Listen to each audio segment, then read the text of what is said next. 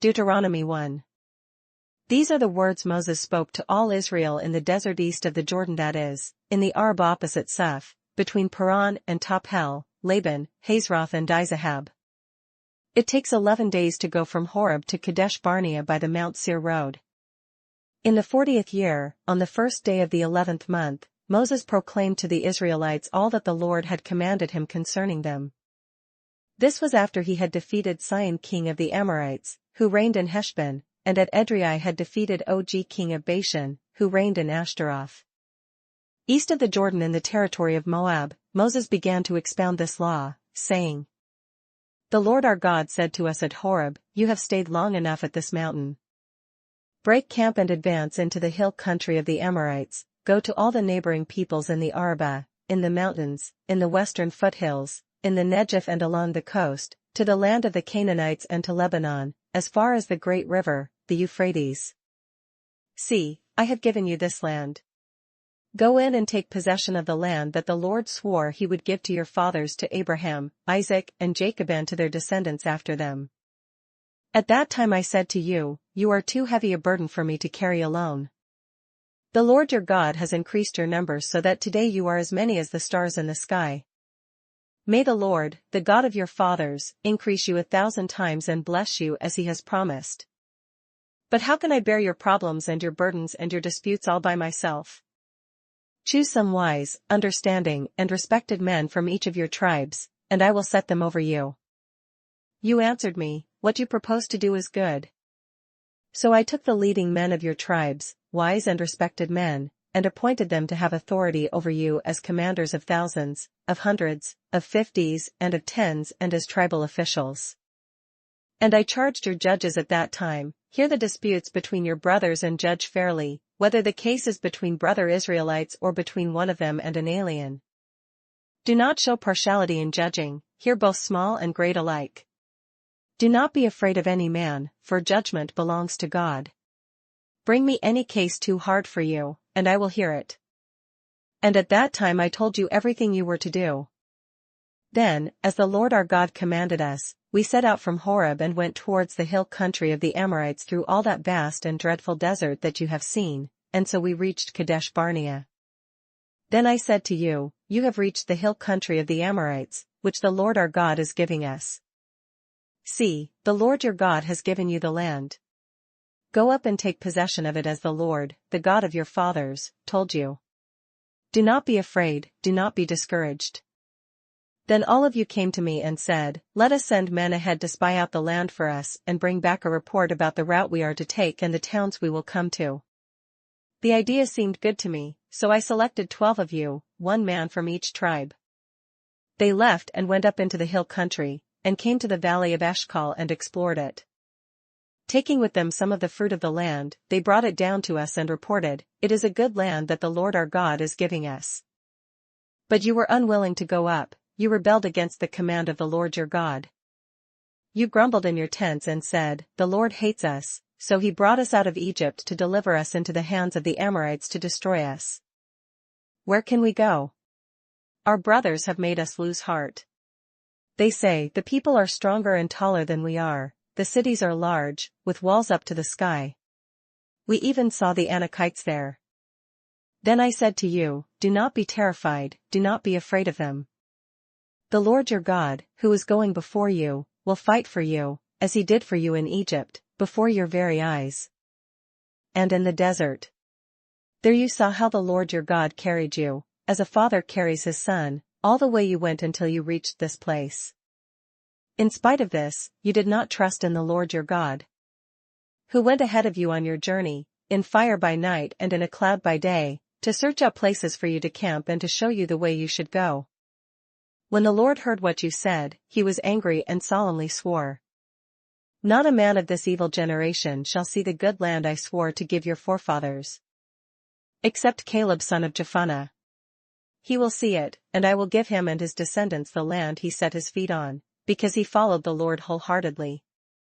Because of you the Lord became angry with me also and said, You shall not enter it, either. But your assistant, Joshua son of Nun, will enter it. Encourage him, because he will lead Israel to inherit it.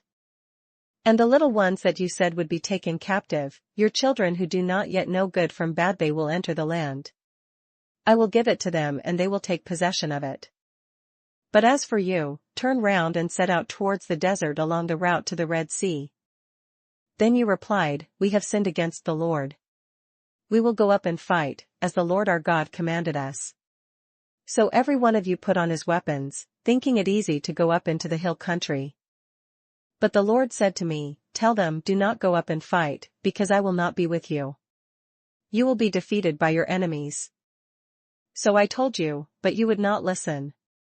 You rebelled against the Lord's command, and in your arrogance you marched up into the hill country. The Amorites who lived in those hills came out against you, they chased you like a swarm of bees and beat you down from Seir all the way to Hormah. You came back and wept before the Lord, but he paid no attention to your weeping and turned a deaf ear to you. And so you stayed in Kadesh many days, all the time you spent there. Deuteronomy 2. Then we turned back and set out towards the desert along the route to the Red Sea, as the Lord had directed me. For a long time we made our way around the hill country of Seir. Then the Lord said to me, "You have made your way around this hill country long enough, now turn north. Give the people these orders: you are about to pass through the territory of your brothers, the descendants of Esau, who live in Seir. They will be afraid of you, but be very careful. Do not provoke them to war, for I will not give you any of their land, not even enough to put your foot on. I have given Esau the hill country of Seir as his own.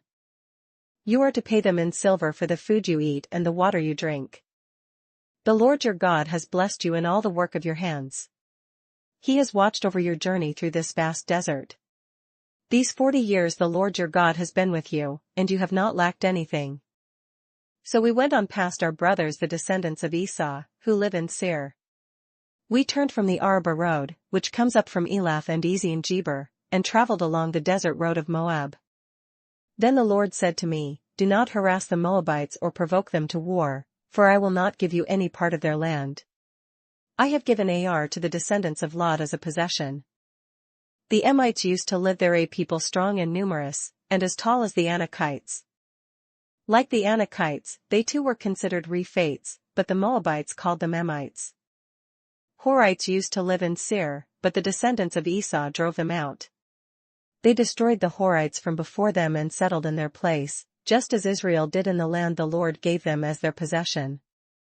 And the Lord said, 'Now get up and cross the Zered Valley.' So we crossed the valley. 38 years passed from the time we left Kadesh Barnea until we crossed the Zered Valley. By then, that entire generation of fighting men had perished from the camp, as the Lord had sworn to them. The Lord's hand was against them until he had completely eliminated them from the camp. Now when the last of these fighting men among the people had died, the Lord said to me, 'Today you are to pass by the region of Moab and Ar. When you come to the Ammonites, do not harass them or provoke them to war, for I will not give you possession of any land belonging to the Ammonites. I have given it as a possession to the descendants of Lot.' That too was considered a land of the Rephates, who used to live there, but the Ammonites called them Zamzamites. They were a people strong and numerous, and as tall as the Anakites. The Lord destroyed them from before the Ammonites, who drove them out and settled in their place. The Lord had done the same for the descendants of Esau, who lived in Seir, when he destroyed the Horites from before them. They drove them out and have lived in their place to this day. And as for the Avites who lived in villages as far as Gaza, the Caphtorites coming out from Caphtor destroyed them and settled in their place. Set out now and cross the Arnon Gorge. See, I have given into your hand Sihon the Amorite, king of Heshbon, and his country. Begin to take possession of it and engage him in battle. This very day I will begin to put the terror and fear of you on all the nations under heaven. They will hear reports of you and will tremble and be in anguish because of you. From the desert of Kedemoth I sent messengers to Sihon king of Heshbon offering peace and saying, 'Let us pass through your country. We will stay on the main road, we will not turn aside to the right or to the left. Sell us food to eat and water to drink for their price in silver. Only let us pass through on foot.' As the descendants of Esau, who live in Seir, and the Moabites, who live in Ar, did for us until we cross the Jordan into the land the Lord our God is giving us. But Sihon king of Heshbon refused to let us pass through. For the Lord your God had made his spirit stubborn and his heart obstinate in order to give him into your hands, as he has now done. The Lord said to me, See, I have begun to deliver Sihon and his country over to you. Now begin to conquer and possess his land. When Sihon and all his army came out to meet us in battle at Jahaz, the Lord our God delivered him over to us, and we struck him down, together with his sons and his whole army. At that time we took all his towns and completely destroyed the men, women, and children. We left no survivors. But the livestock and the plunder from the towns we had captured we carried off for ourselves. From Aroer on the rim of the Arnon Gorge, and from the town in the gorge, even as far as Gilead, not one town was too strong for us. The Lord our God gave us all of them. But in accordance with the command of the Lord our God, you did not encroach on any of the land of the Ammonites, neither the land along the course of the Jabbok nor that around the towns in the hills. Deuteronomy 3.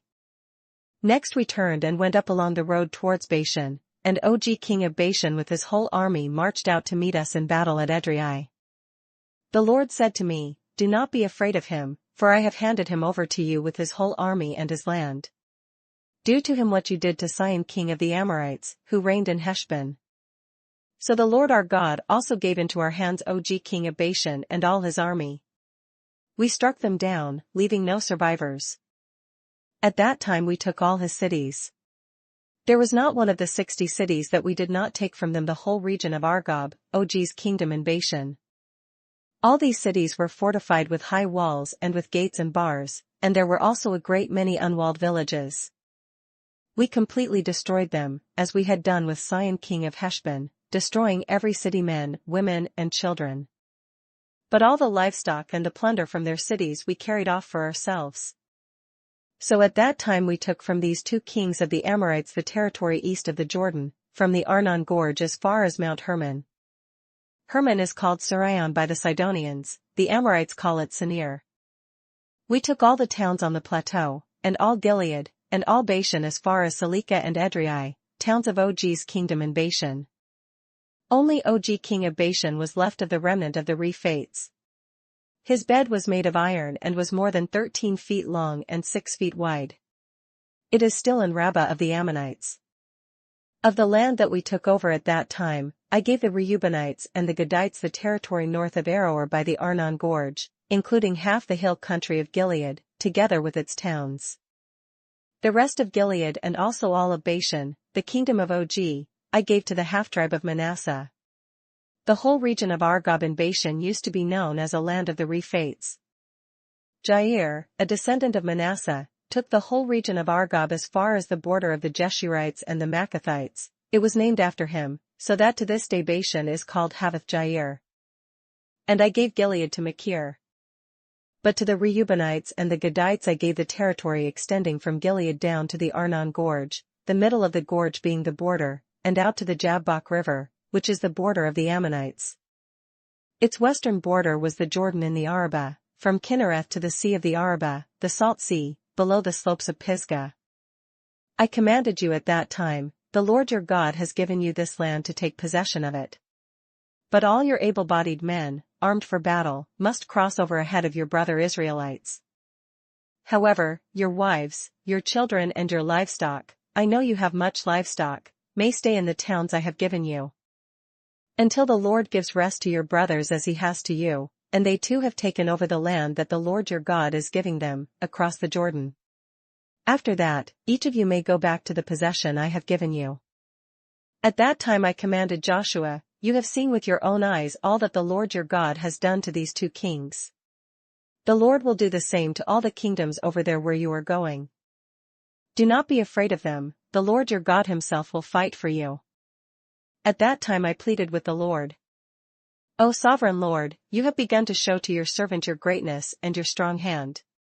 For what God is there in heaven or on earth who can do the deeds and mighty works you do? Let me go over and see the good land beyond the Jordan, that fine hill country and Lebanon. But because of you the Lord was angry with me and would not listen to me. That is enough, the Lord said. Do not speak to me any more about this matter. Go up to the top of Pisgah and look west and north and south and east.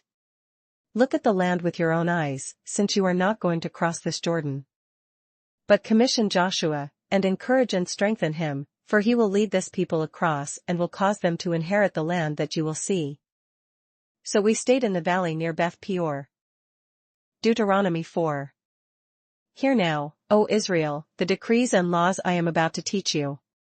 Follow them so that you may live and may go in and take possession of the land that the Lord, the God of your fathers, is giving you. Do not add to what I command you and do not subtract from it, but keep the commands of the Lord your God that I give you. You saw with your own eyes what the Lord did at Baal Peor. The Lord your God destroyed from among you everyone who followed the Baal of Peor. But all of you who held fast to the Lord your God are still alive today. See, I have taught you decrees and laws as the Lord my God commanded me, so that you may follow them in the land you are entering to take possession of it. Observe them carefully, for this will show your wisdom and understanding to the nations, who will hear about all these decrees and say, surely this great nation is a wise and understanding people. What other nation is so great as to have their gods near them the way the Lord our God is near us whenever we pray to him? And what other nation is so great as to have such righteous decrees and laws as this body of laws I am setting before you today? Only be careful, and watch yourselves closely so that you do not forget the things your eyes have seen or let them slip from your heart as long as you live. Teach them to your children and to their children after them. Remember the day you stood before the Lord your God at Horeb, when he said to me, assemble the people before me to hear my words so that they may learn to revere me as long as they live in the land and may teach them to their children. You came near and stood at the foot of the mountain while it blazed with fire to the very heavens, with black clouds and deep darkness. Then the Lord spoke to you out of the fire. You heard the sound of words but saw no form, there was only a voice. He declared to you his covenant, the 10 Commandments, which he commanded you to follow and then wrote them on 2 stone tablets. And the Lord directed me at that time to teach you the decrees and laws you are to follow in the land that you are crossing the Jordan to possess. You saw no form of any kind the day the Lord spoke to you at Horeb out of the fire. Therefore watch yourselves very carefully, so that you do not become corrupt and make for yourselves an idol, an image of any shape, whether formed like a man or a woman, or like any animal on earth or any bird that flies in the air, or like any creature that moves along the ground or any fish in the waters below. And when you look up to the sky and see the sun, the moon and the stars, all the heavenly array, do not be enticed into bowing down to them and worshipping things the Lord your God has apportioned to all the nations under heaven. But as for you, the Lord took you and brought you out of the iron-smelting furnace, out of Egypt, to be the people of his inheritance, as you now are. The Lord was angry with me because of you, and he solemnly swore that I would not cross the Jordan and enter the good land the Lord your God is giving you as your inheritance. I will die in this land, I will not cross the Jordan, but you are about to cross over and take possession of that good land. Be careful not to forget the covenant of the Lord your God that he made with you. Do not make for yourselves an idol in the form of anything the Lord your God has forbidden. For the Lord your God is a consuming fire, a jealous God. After you have had children and grandchildren and have lived in the land a long time, if you then become corrupt and make any kind of idol, doing evil in the eyes of the Lord your God and provoking him to anger, I call heaven and earth as witnesses against you this day that you will quickly perish from the land that you are crossing the Jordan to possess. You will not live there long but will certainly be destroyed. The Lord will scatter you among the peoples, and only a few of you will survive among the nations to which the Lord will drive you. There you will worship man-made gods of wood and stone, which cannot see or hear or eat or smell. But if from there you seek the Lord your God, you will find him if you look for him with all your heart and with all your soul. When you are in distress and all these things have happened to you, then in later days you will return to the Lord your God and obey him.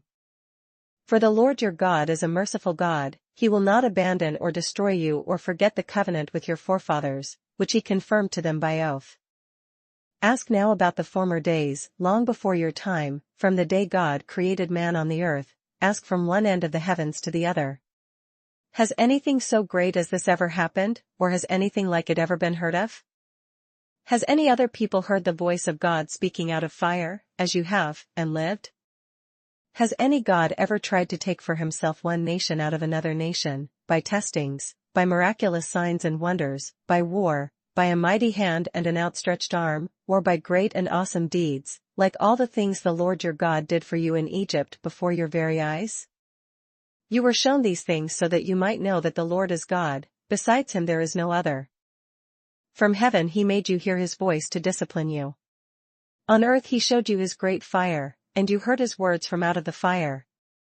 Because he loved your forefathers and chose their descendants after them, he brought you out of Egypt by his presence and his great strength, to drive out before you nations greater and stronger than you and to bring you into their land to give it to you for your inheritance, as it is today. Acknowledge and take to heart this day that the Lord is God in heaven above and on the earth below. There is no other. Keep his decrees and commands, which I am giving you today, so that it may go well with you and your children after you and that you may live long in the land the Lord your God gives you for all time. Then Moses set aside 3 cities east of the Jordan, to which anyone who had killed a person could flee if he had unintentionally killed his neighbor without malice aforethought. He could flee into one of these cities and save his life. The cities were these: Bezer in the desert plateau, for the Reubenites, Ramoth in Gilead, for the Gadites, and Golan in Bashan, for the Manassites. This is the law Moses set before the Israelites. These are the stipulations, decrees and laws Moses gave them when they came out of Egypt, and were in the valley near Beth Peor east of the Jordan, in the land of Sihon king of the Amorites, who reigned in Heshbon and was defeated by Moses and the Israelites as they came out of Egypt. They took possession of his land and the land of Og king of Bashan, the 2 Amorite kings east of the Jordan. This land extended from Aroer on the rim of the Arnon Gorge to Mount Sion, that is, Hermon, and included all the Arabah east of the Jordan, as far as the Sea of the Arabah, below the slopes of Pisgah. Deuteronomy 5. Moses summoned all Israel and said, "Hear, O Israel, the decrees and the laws I declare in your hearing today.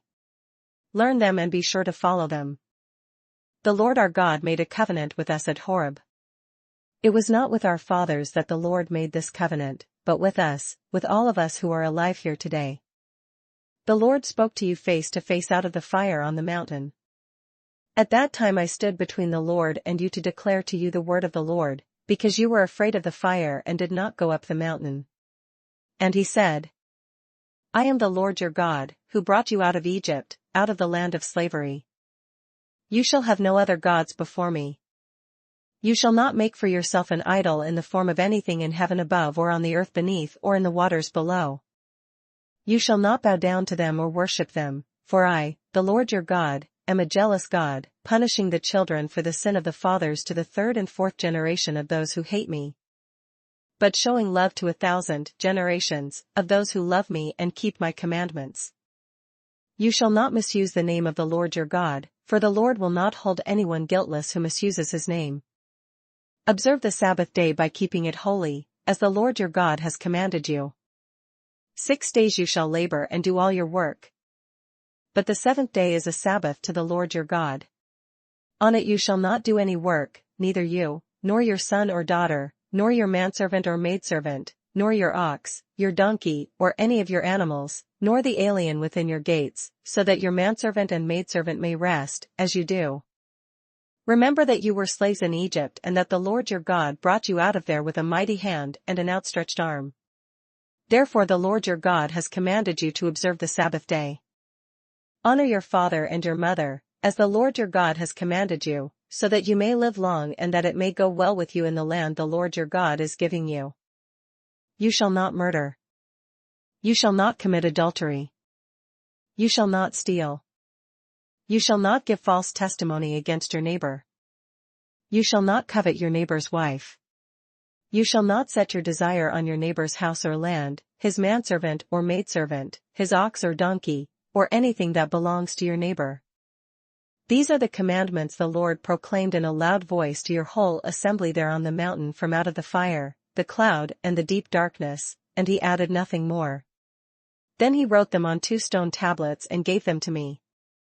When you heard the voice out of the darkness, while the mountain was ablaze with fire, all the leading men of your tribes and your elders came to me. And you said, "The Lord our God has shown us his glory and his majesty, and we have heard his voice from the fire. Today we have seen that a man can live even if God speaks with him.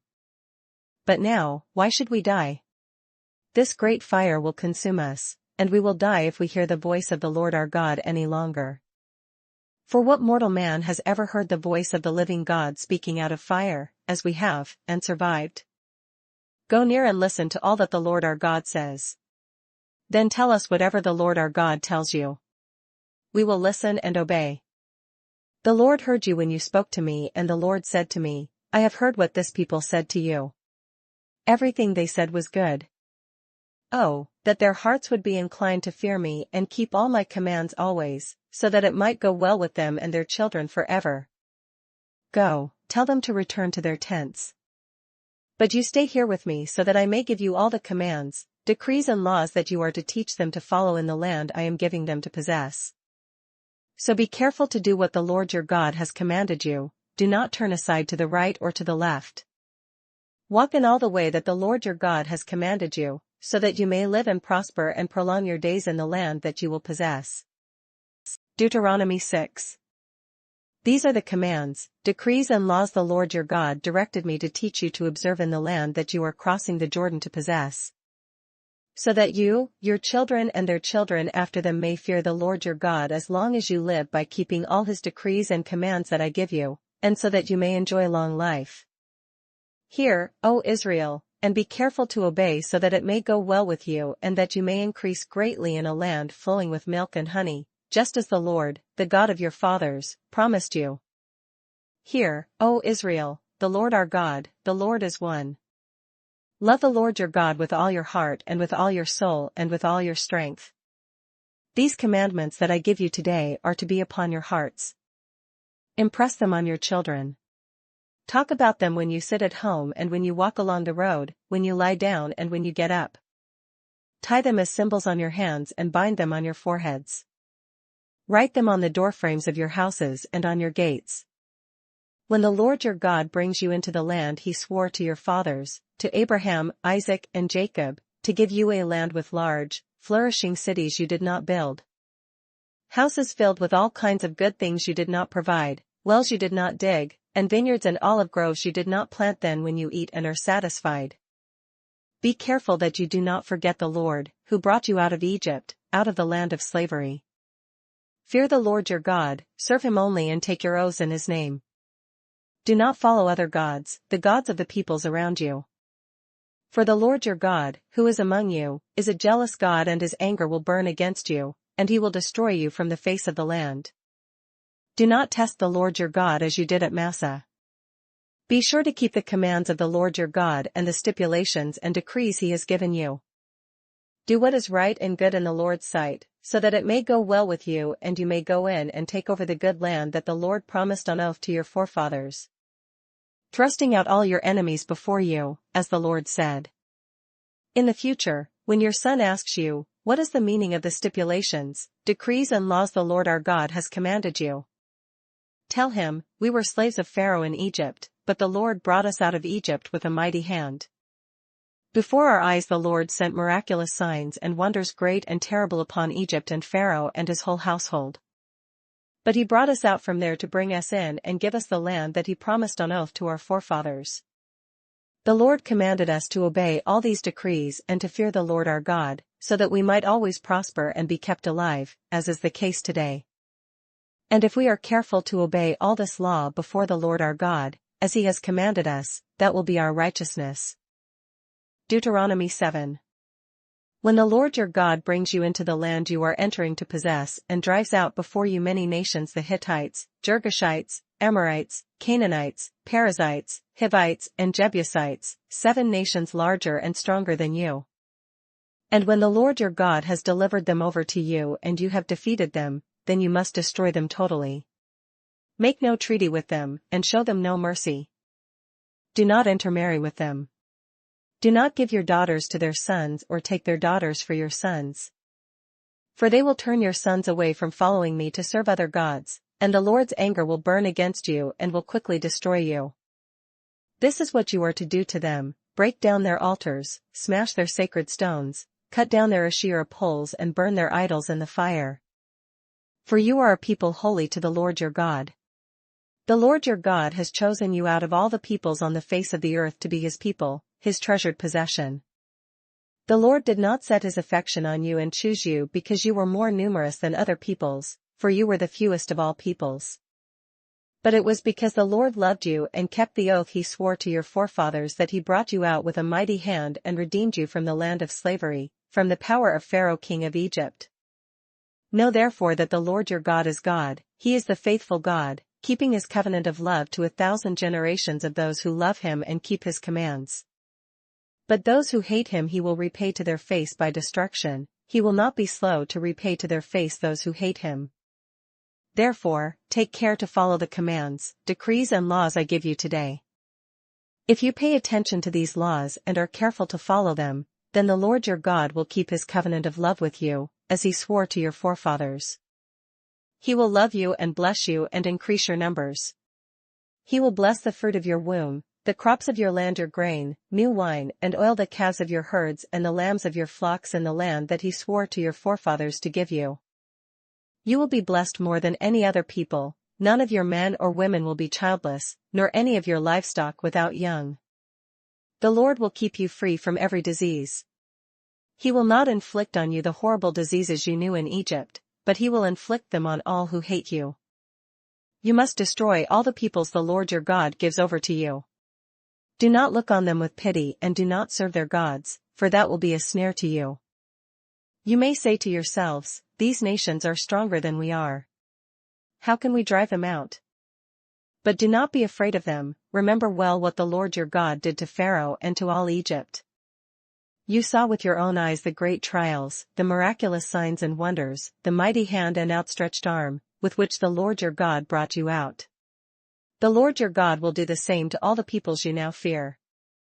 Moreover, the Lord your God will send the hornet among them until even the survivors who hide from you have perished. Do not be terrified by them, for the Lord your God, who is among you, is a great and awesome God. The Lord your God will drive out those nations before you, little by little. You will not be allowed to eliminate them all at once, or the wild animals will multiply around you. But the Lord your God will deliver them over to you, throwing them into great confusion until they are destroyed. He will give their kings into your hand, and you will wipe out their names from under heaven. No one will be able to stand up against you, you will destroy them. The images of their gods you are to burn in the fire. Do not covet the silver and gold on them, and do not take it for yourselves, or you will be ensnared by it, for it is detestable to the Lord your God. Do not bring a detestable thing into your house, or you, like it, will be set apart for destruction. Utterly abhor and detest it, for it is set apart for destruction. Deuteronomy 8. Be careful to follow every command I am giving you today, so that you may live and increase and may enter and possess the land that the Lord promised on oath to your forefathers. Remember how the Lord your God led you all the way in the desert these 40 years, to humble you and to test you in order to know what was in your heart, whether or not you would keep his commands. He humbled you, causing you to hunger and then feeding you with manna, which neither you nor your fathers had known, to teach you that man does not live on bread alone but on every word that comes from the mouth of the Lord. Your clothes did not wear out and your feet did not swell during these 40 years. Know then in your heart that as a man disciplines his son, so the Lord your God disciplines you. Observe the commands of the Lord your God, walking in his ways and revering him. For the Lord your God is bringing you into a good land, a land with streams and pools of water, with springs flowing in the valleys and hills. A land with wheat and barley, vines and fig trees, pomegranates, olive oil and honey. A land where bread will not be scarce and you will lack nothing, a land where the rocks are iron and you can dig copper out of the hills. When you have eaten and are satisfied, praise the Lord your God for the good land he has given you. Be careful that you do not forget the Lord your God, failing to observe his commands, his laws, and his decrees that I am giving you this day. Otherwise, when you eat and are satisfied, when you build fine houses and settle down, and when your herds and flocks grow large and your silver and gold increase and all you have is multiplied, then your heart will become proud and you will forget the Lord your God, who brought you out of Egypt, out of the land of slavery. He led you through the vast and dreadful desert, that thirsty and waterless land, with its venomous snakes and scorpions. He brought you water out of hard rock. He gave you manna to eat in the desert, something your fathers had never known, to humble and to test you so that in the end it might go well with you. You may say to yourself, my power and the strength of my hands have produced this wealth for me. But remember the Lord your God, for it is He who gives you the ability to produce wealth, and so confirms His covenant, which He swore to your forefathers, as it is today. If you ever forget the Lord your God and follow other gods and worship and bow down to them, I testify against you today that you will surely be destroyed. Like the nations the Lord destroyed before you, so you will be destroyed for not obeying the Lord your God. Deuteronomy 9. Hear, O Israel. You are now about to cross the Jordan to go in and dispossess nations greater and stronger than you, with large cities that have walls up to the sky. The people are strong and tall Anakites. You know about them and have heard it said, who can stand up against the Anakites? But be assured today that the Lord your God is the one who goes across ahead of you like a devouring fire. He will destroy them, He will subdue them before you. And you will drive them out and annihilate them quickly, as the Lord has promised you. After the Lord your God has driven them out before you, do not say to yourself, the Lord has brought me here to take possession of this land because of my righteousness. No, it is on account of the wickedness of these nations that the Lord is going to drive them out before you. It is not because of your righteousness or your integrity that you are going in to take possession of their land, but on account of the wickedness of these nations, the Lord your God will drive them out before you, to accomplish what He swore to your fathers, to Abraham, Isaac, and Jacob. Understand, then, that it is not because of your righteousness that the Lord your God is giving you this good land to possess, for you are a stiff-necked people. Remember this and never forget how you provoked the Lord your God to anger in the desert. From the day you left Egypt until you arrived here, you have been rebellious against the Lord. At Horeb you aroused the Lord's wrath so that He was angry enough to destroy you. When I went up on the mountain to receive the tablets of stone, the tablets of the covenant that the Lord had made with you, I stayed on the mountain 40 days and 40 nights, I ate no bread and drank no water. The Lord gave me 2 stone tablets inscribed by the finger of God. On them were all the commandments the Lord proclaimed to you on the mountain out of the fire, on the day of the assembly. At the end of the 40 days and 40 nights, the Lord gave me the 2 stone tablets, the tablets of the covenant. Then the Lord told me, go down from here at once, because your people whom you brought out of Egypt have become corrupt. They have turned away quickly from what I commanded them and have made a cast idol for themselves. And the Lord said to me, I have seen this people, and they are a stiff-necked people indeed. Let me alone, so that I may destroy them and blot out their name from under heaven. And I will make you into a nation stronger and more numerous than they. So I turned and went down from the mountain while it was ablaze with fire. And the 2 tablets of the covenant were in my hands. When I looked, I saw that you had sinned against the Lord your God, you had made for yourselves an idol cast in the shape of a calf. You had turned aside quickly from the way that the Lord had commanded you. So I took the 2 tablets and threw them out of my hands, breaking them to pieces before your eyes. Then once again I fell prostrate before the Lord for 40 days and 40 nights, I ate no bread and drank no water, because of all the sin you had committed, doing what was evil in the Lord's sight and so provoking Him to anger. I feared the anger and wrath of the Lord, for He was angry enough with you to destroy you. But again the Lord listened to me. And the Lord was angry enough with Aaron to destroy him, but at that time I prayed for Aaron too. Also I took that sinful thing of yours, the calf you had made, and burned it in the fire. Then I crushed it and ground it to powder as fine as dust and threw the dust into a stream that flowed down the mountain. You also made the Lord angry at Taberah, at Massah, and at Kibroth Hattaavah. And when the Lord sent you out from Kadesh Barnea, He said, Go up and take possession of the land I have given you. But you rebelled against the command of the Lord your God. You did not trust Him or obey Him. You have been rebellious against the Lord ever since I have known you. I lay prostrate before the Lord those 40 days and 40 nights because the Lord had said He would destroy you. I prayed to the Lord and said, O sovereign Lord, do not destroy your people, your own inheritance that you redeemed by your great power and brought out of Egypt with a mighty hand. Remember your servants Abraham, Isaac, and Jacob. Overlook the stubbornness of this people, their wickedness, and their sin. Otherwise, the country from which you brought us will say, because the Lord was not able to take them into the land he had promised them, and because he hated them, he brought them out to put them to death in the desert. But they are your people, your inheritance that you brought out by your great power and your outstretched arm. Deuteronomy 10. At that time the Lord said to me, chisel out 2 stone tablets like the first ones and come up to me on the mountain. Also make a wooden chest. I will write on the tablets the words that were on the first tablets, which you broke. Then you are to put them in the chest. So I made the ark out of acacia wood and chiseled out 2 stone tablets like the first ones, and I went up on the mountain with the 2 tablets in my hands.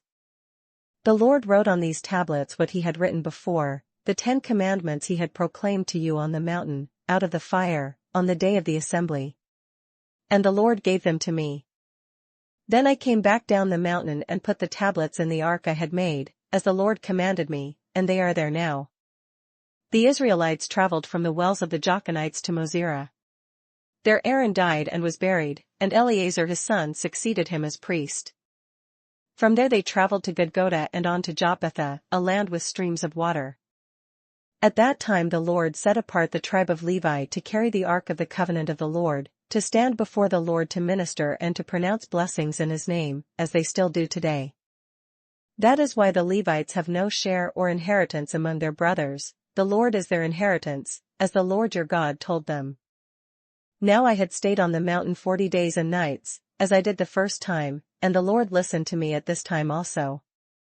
It was not his will to destroy you. Go, the Lord said to me, and lead the people on their way, so that they may enter and possess the land that I swore to their fathers to give them.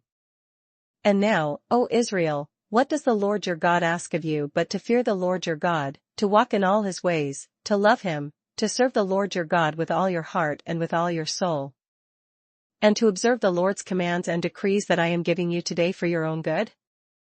To the Lord your God belong the heavens, even the highest heavens, the earth and everything in it. Yet the Lord set his affection on your forefathers and loved them, and he chose you, their descendants, above all the nations, as it is today.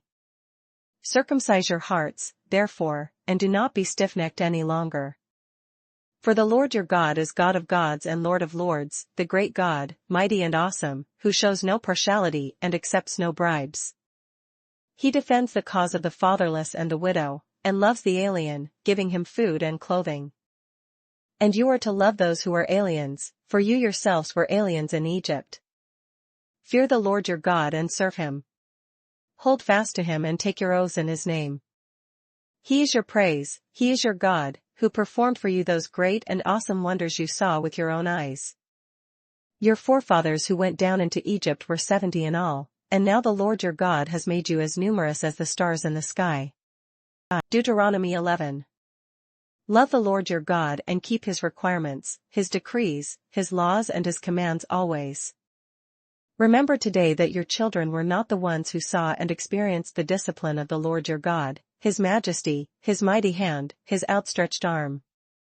The signs he performed and the things he did in the heart of Egypt, both to Pharaoh king of Egypt and to his whole country. What he did to the Egyptian army, to its horses and chariots, how he overwhelmed them with the waters of the Red Sea as they were pursuing you, and how the Lord brought lasting ruin on them. It was not your children who saw what he did for you in the desert until you arrived at this place. And what he did to Dathan and Abiram, sons of Eliab the Reubenite, when the earth opened its mouth right in the middle of all Israel and swallowed them up with their households, their tents, and every living thing that belonged to them. But it was your own eyes that saw all these great things the Lord has done. Observe therefore all the commands I am giving you today, so that you may have the strength to go in and take over the land that you are crossing the Jordan to possess. And so that you may live long in the land that the Lord swore to your forefathers to give to them and their descendants, a land flowing with milk and honey. The land you are entering to take over is not like the land of Egypt, from which you have come, where you planted your seed and irrigated it by foot as in a vegetable garden. But the land you are crossing the Jordan to take possession of is a land of mountains and valleys that drinks rain from heaven. It is a land the Lord your God cares for. The eyes of the Lord your God are continually on it from the beginning of the year to its end. So if you faithfully obey the commands I am giving you today to love the Lord your God and to serve him with all your heart and with all your soul, then I will send rain on your land in its season, both autumn and spring rains, so that you may gather in your grain, new wine, and oil. I will provide grass in the fields for your cattle, and you will eat and be satisfied. Be careful, or you will be enticed to turn away and worship other gods and bow down to them. Then the Lord's anger will burn against you, and he will shut the heavens so that it will not rain and the ground will yield no produce, and you will soon perish from the good land the Lord is giving you. Fix these words of mine in your hearts and minds, tie them as symbols on your hands and bind them on your foreheads. Teach them to your children, talking about them when you sit at home and when you walk along the road, when you lie down and when you get up. Write them on the doorframes of your houses and on your gates, so that your days and the days of your children may be many in the land that the Lord swore to give your forefathers, as many as the days that the heavens are above the earth. If you carefully observe all these commands I am giving you to follow, to love the Lord your God, to walk in all his ways and to hold fast to him, then the Lord will drive out all these nations before you, and you will dispossess nations larger and stronger than you. Every place where you set your foot will be yours. Your territory will extend from the desert to Lebanon, and from the Euphrates River to the western sea. No man will be able to stand against you. The Lord your God, as he promised you, will put the terror and fear of you on the whole land, wherever you go. See, I am setting before you today a blessing and a curse. The blessing if you obey the commands of the Lord your God that I am giving you today. The curse if you disobey the commands of the Lord your God and turn from the way that I command you today by following other gods, which you have not known. When the Lord your God has brought you into the land you are entering to possess, you are to proclaim on Mount Gerizim the blessings, and on Mount Ebal the curses. As you know, these mountains are across the Jordan, west of the road towards the setting sun, near the great trees of Moor, in the territory of those Canaanites living in the Arabah in the vicinity of Gilgal.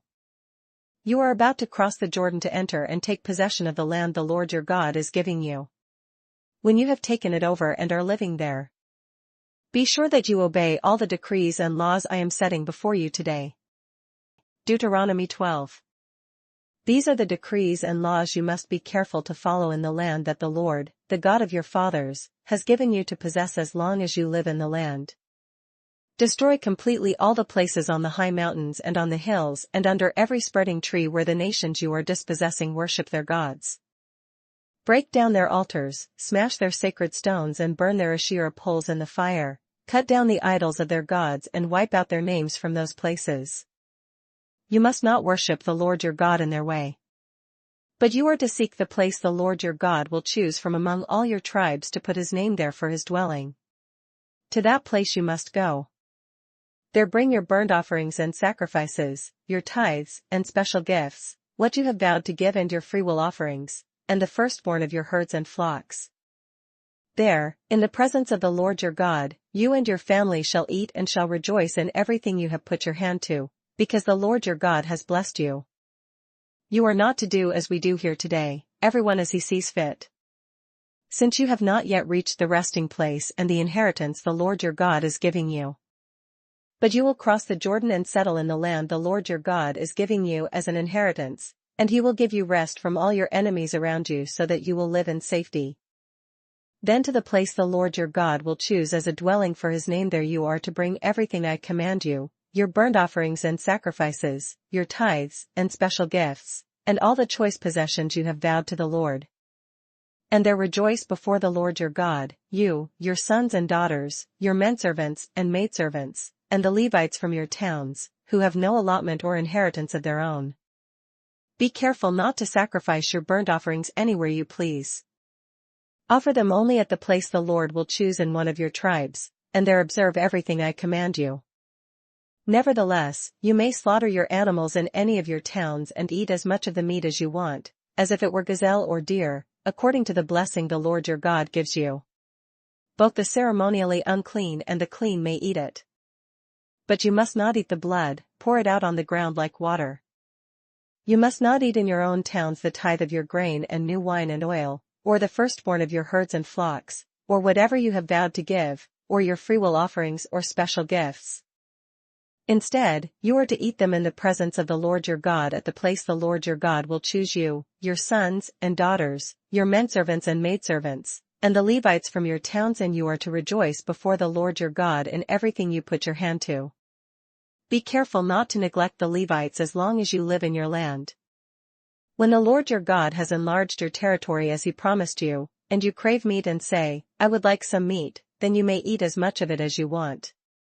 If the place where the Lord your God chooses to put his name is too far away from you, you may slaughter animals from the herds and flocks the Lord has given you, as I have commanded you, and in your own towns you may eat as much of them as you want.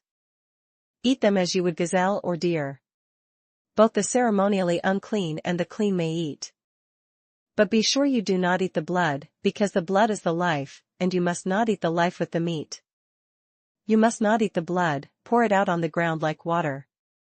Do not eat it, so that it may go well with you and your children after you, because you will be doing what is right in the eyes of the Lord. But take your consecrated things and whatever you have vowed to give, and go to the place the Lord will choose. Present your burnt offerings on the altar of the Lord your God, both the meat and the blood. The blood of your sacrifices must be poured beside the altar of the Lord your God, but you may eat the meat. Be careful to obey all these regulations I am giving you, so that it may always go well with you and your children after you, because you will be doing what is good and right in the eyes of the Lord your God. The Lord your God will cut off before you the nations you are about to invade and dispossess. But when you have driven them out and settled in their land, and after they have been destroyed before you, be careful not to be ensnared by inquiring about their gods, saying, how do these nations serve their gods? We will do the same. You must not worship the Lord your God in their way, because in worshipping their gods, they do all kinds of detestable things the Lord hates. They even burn their sons and daughters in the fire as sacrifices to their gods. See that you do all I command you, do not add to it or take away from it. Deuteronomy 13. If a prophet, or one who foretells by dreams, appears among you and announces to you a miraculous sign or wonder, and if the sign or wonder of which he has spoken takes place, and he says, let us follow other gods, gods you have not known, and let us worship them, you must not listen to the words of that prophet or dreamer. The Lord your God is testing you to find out whether you love him with all your heart and with all your soul. It is the Lord your God you must follow, and him you must revere. Keep his commands and obey him, serve him and hold fast to him. That prophet or dreamer must be put to death, because he preached rebellion against the Lord your God, who brought you out of Egypt and redeemed you from the land of slavery. He has tried to turn you from the way the Lord your God commanded you to follow. You must purge the evil from among you. If your very own brother, or your son or daughter, or the wife you love, or your closest friend secretly entices you, saying, let us go and worship other gods, gods that neither you nor your fathers have known, gods of the peoples around you, whether near or far, from one end of the land to the other, do not yield to him or listen to him. Show him no pity. Do not spare him or shield him. You must certainly put him to death. Your hand must be the first in putting him to death, and then the hands of all the people. Stone him to death, because he tried to turn you away from the Lord your God, who brought you out of Egypt, out of the land of slavery. Then all Israel will hear and be afraid, and no one among you will do such an evil thing again. If you hear it said about one of the towns the Lord your God is giving you to live in, that wicked men have arisen among you and have led the people of their town astray, saying, let us go and worship other gods, gods you have not known, then you must inquire, probe and investigate it thoroughly. And if it is true and it has been proved that this detestable thing has been done among you, you must certainly put to the sword all who live in that town. Destroy it completely, both its people and its livestock. Gather all the plunder of the town into the middle of the public square and completely burn the town and all its plunder as a whole burnt offering to the Lord your God. It is to remain a ruin forever, never to be rebuilt. None of those condemned things shall be found in your hands, so that the Lord will turn from his fierce anger. he will show you mercy, have compassion on you, and increase your numbers, as he promised on oath to your forefathers. Because you obey the Lord your God, keeping all his commands that I am giving you today and doing what is right in his eyes. Deuteronomy 14. You are the children of the Lord your God. Do not cut yourselves or shave the front of your heads for the dead. For you are a people holy to the Lord your God.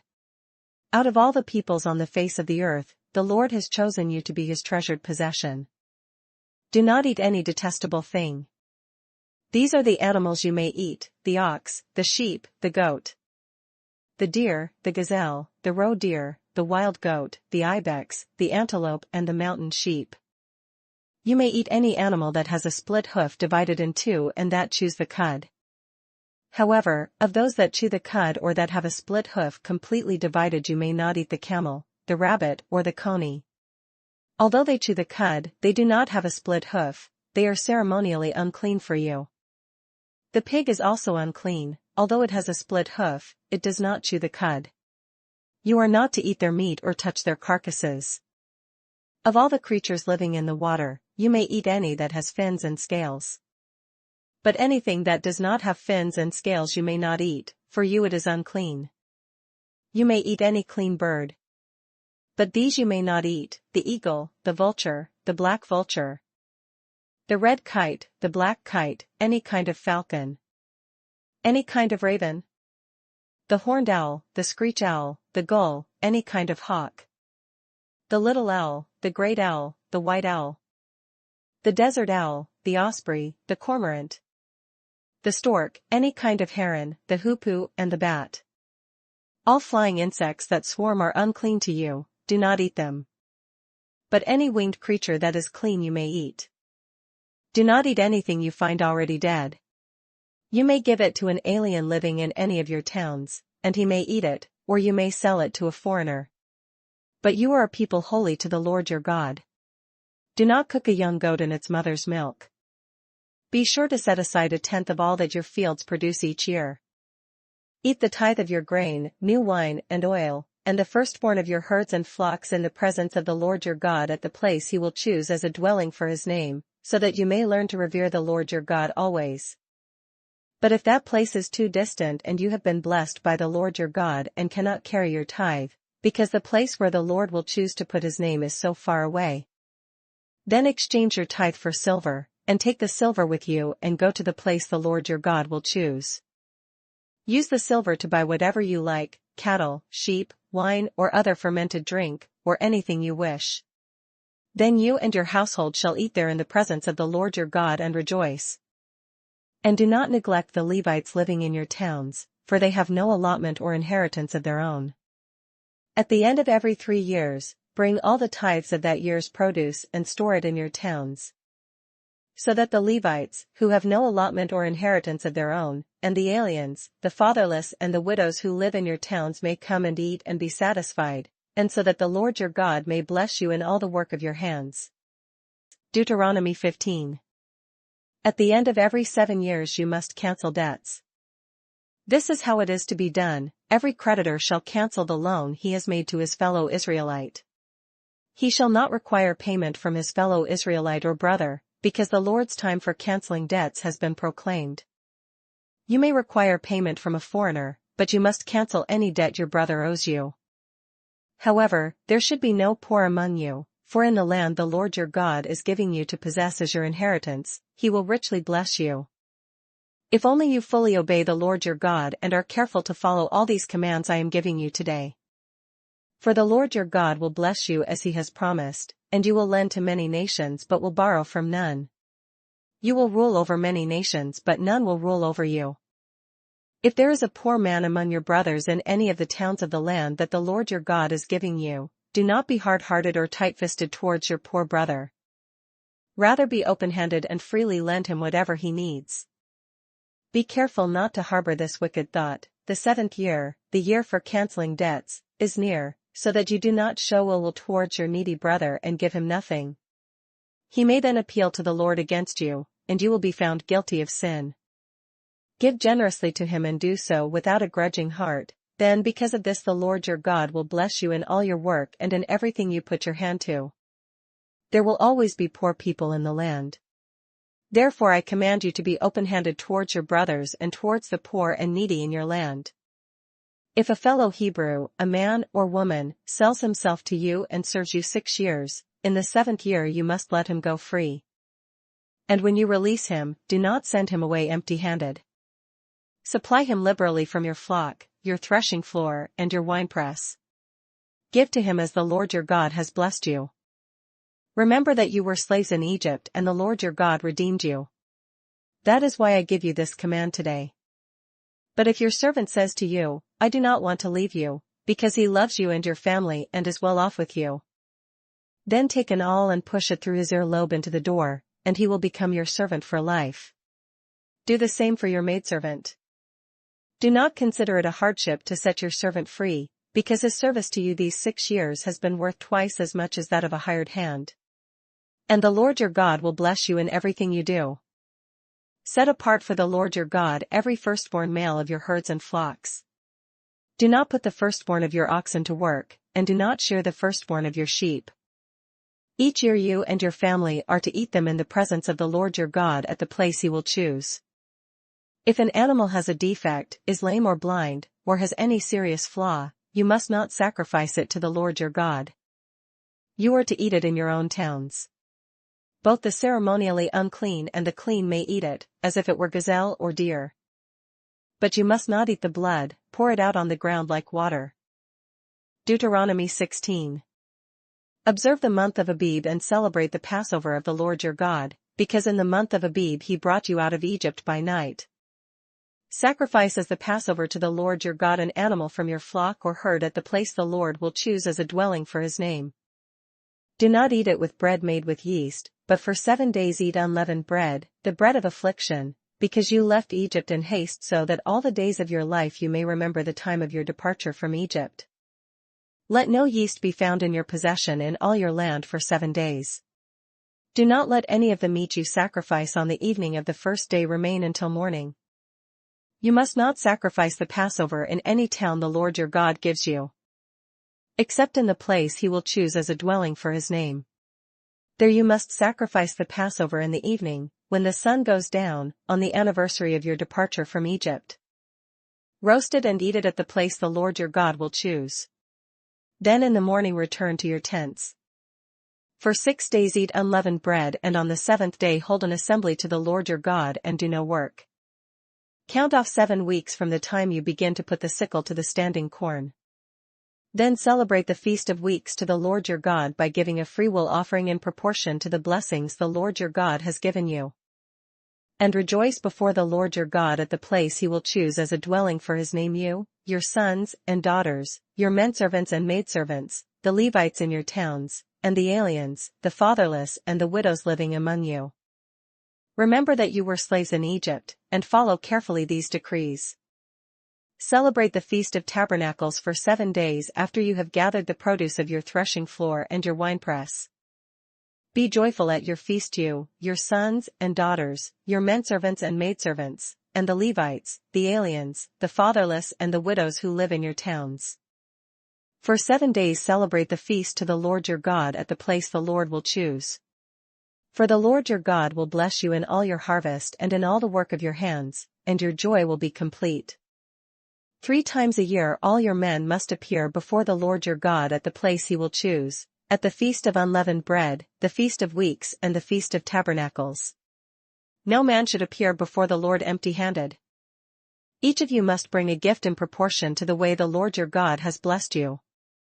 Appoint judges and officials for each of your tribes in every town the Lord your God is giving you, and they shall judge the people fairly. Do not pervert justice or show partiality. Do not accept a bribe, for a bribe blinds the eyes of the wise and twists the words of the righteous. Follow justice and justice alone, so that you may live and possess the land the Lord your God is giving you. Do not set up any wooden Asherah or pole beside the altar you build to the Lord your God. And do not erect a sacred stone, for these the Lord your God hates. Deuteronomy 17. Do not sacrifice to the Lord your God an ox or a sheep that has any defect or flaw in it, for that would be detestable to him. If a man or woman living among you in one of the towns the Lord gives you is found doing evil in the eyes of the Lord your God in violation of his covenant, and contrary to my command has worshipped other gods, bowing down to them or to the sun or the moon or the stars of the sky, and this has been brought to your attention, then you must investigate it thoroughly. If it is true and it has been proved that this detestable thing has been done in Israel, take the man or woman who has done this evil deed to your city gate and stone that person to death. On the testimony of 2 or 3 witnesses a man shall be put to death, but no one shall be put to death on the testimony of only 1 witness. The hands of the witnesses must be the first in putting him to death, and then the hands of all the people. You must purge the evil from among you. If cases come before your courts that are too difficult for you to judge whether bloodshed, lawsuits, or assaults, take them to the place the Lord your God will choose. Go to the priests, who are Levites, and to the judge who is in office at that time. Inquire of them and they will give you the verdict. You must act according to the decisions they give you at the place the Lord will choose. Be careful to do everything they direct you to do.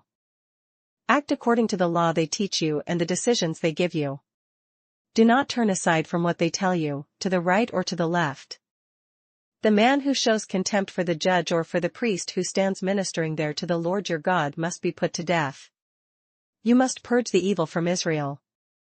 All the people will hear and be afraid, and will not be contemptuous again.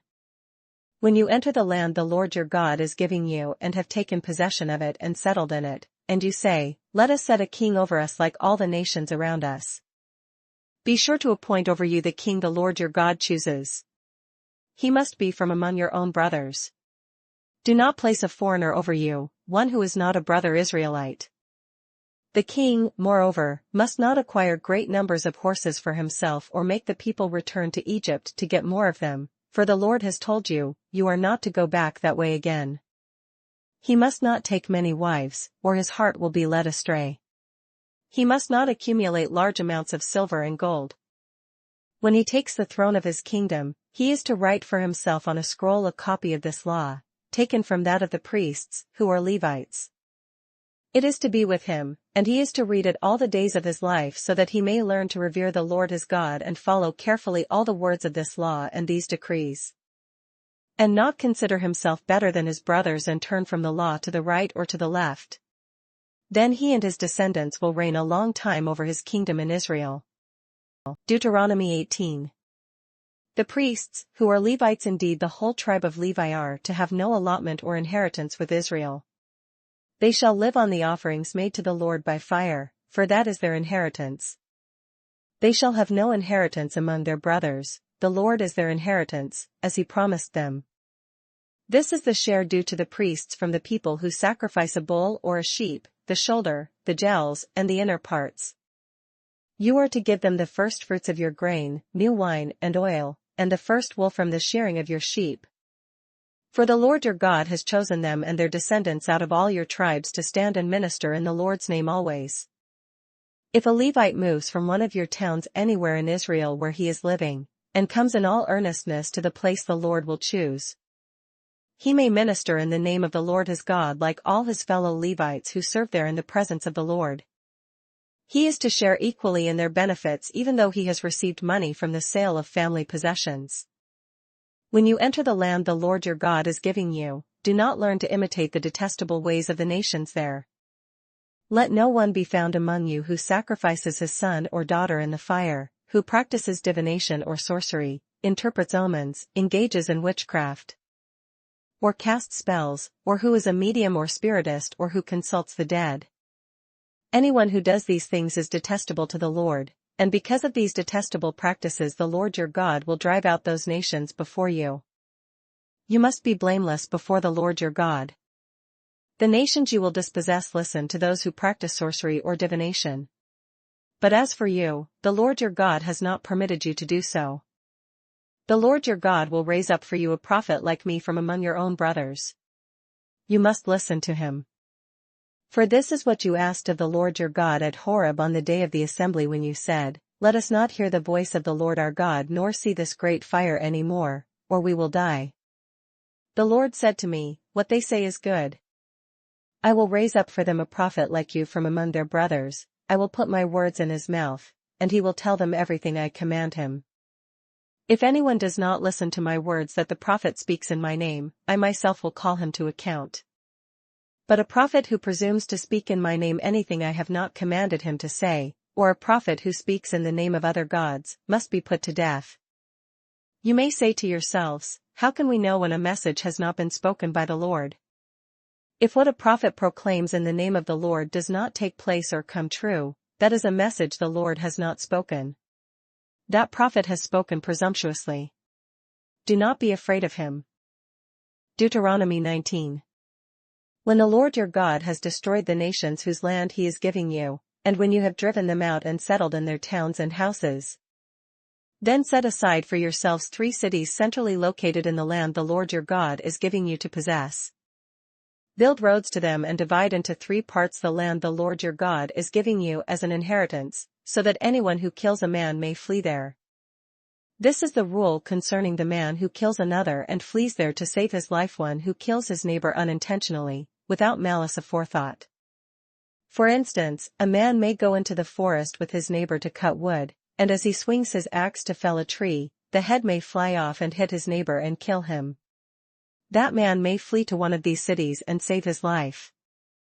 Otherwise, the avenger of blood might pursue him in a rage, overtake him if the distance is too great, and kill him even though he is not deserving of death, since he did it to his neighbor without malice aforethought.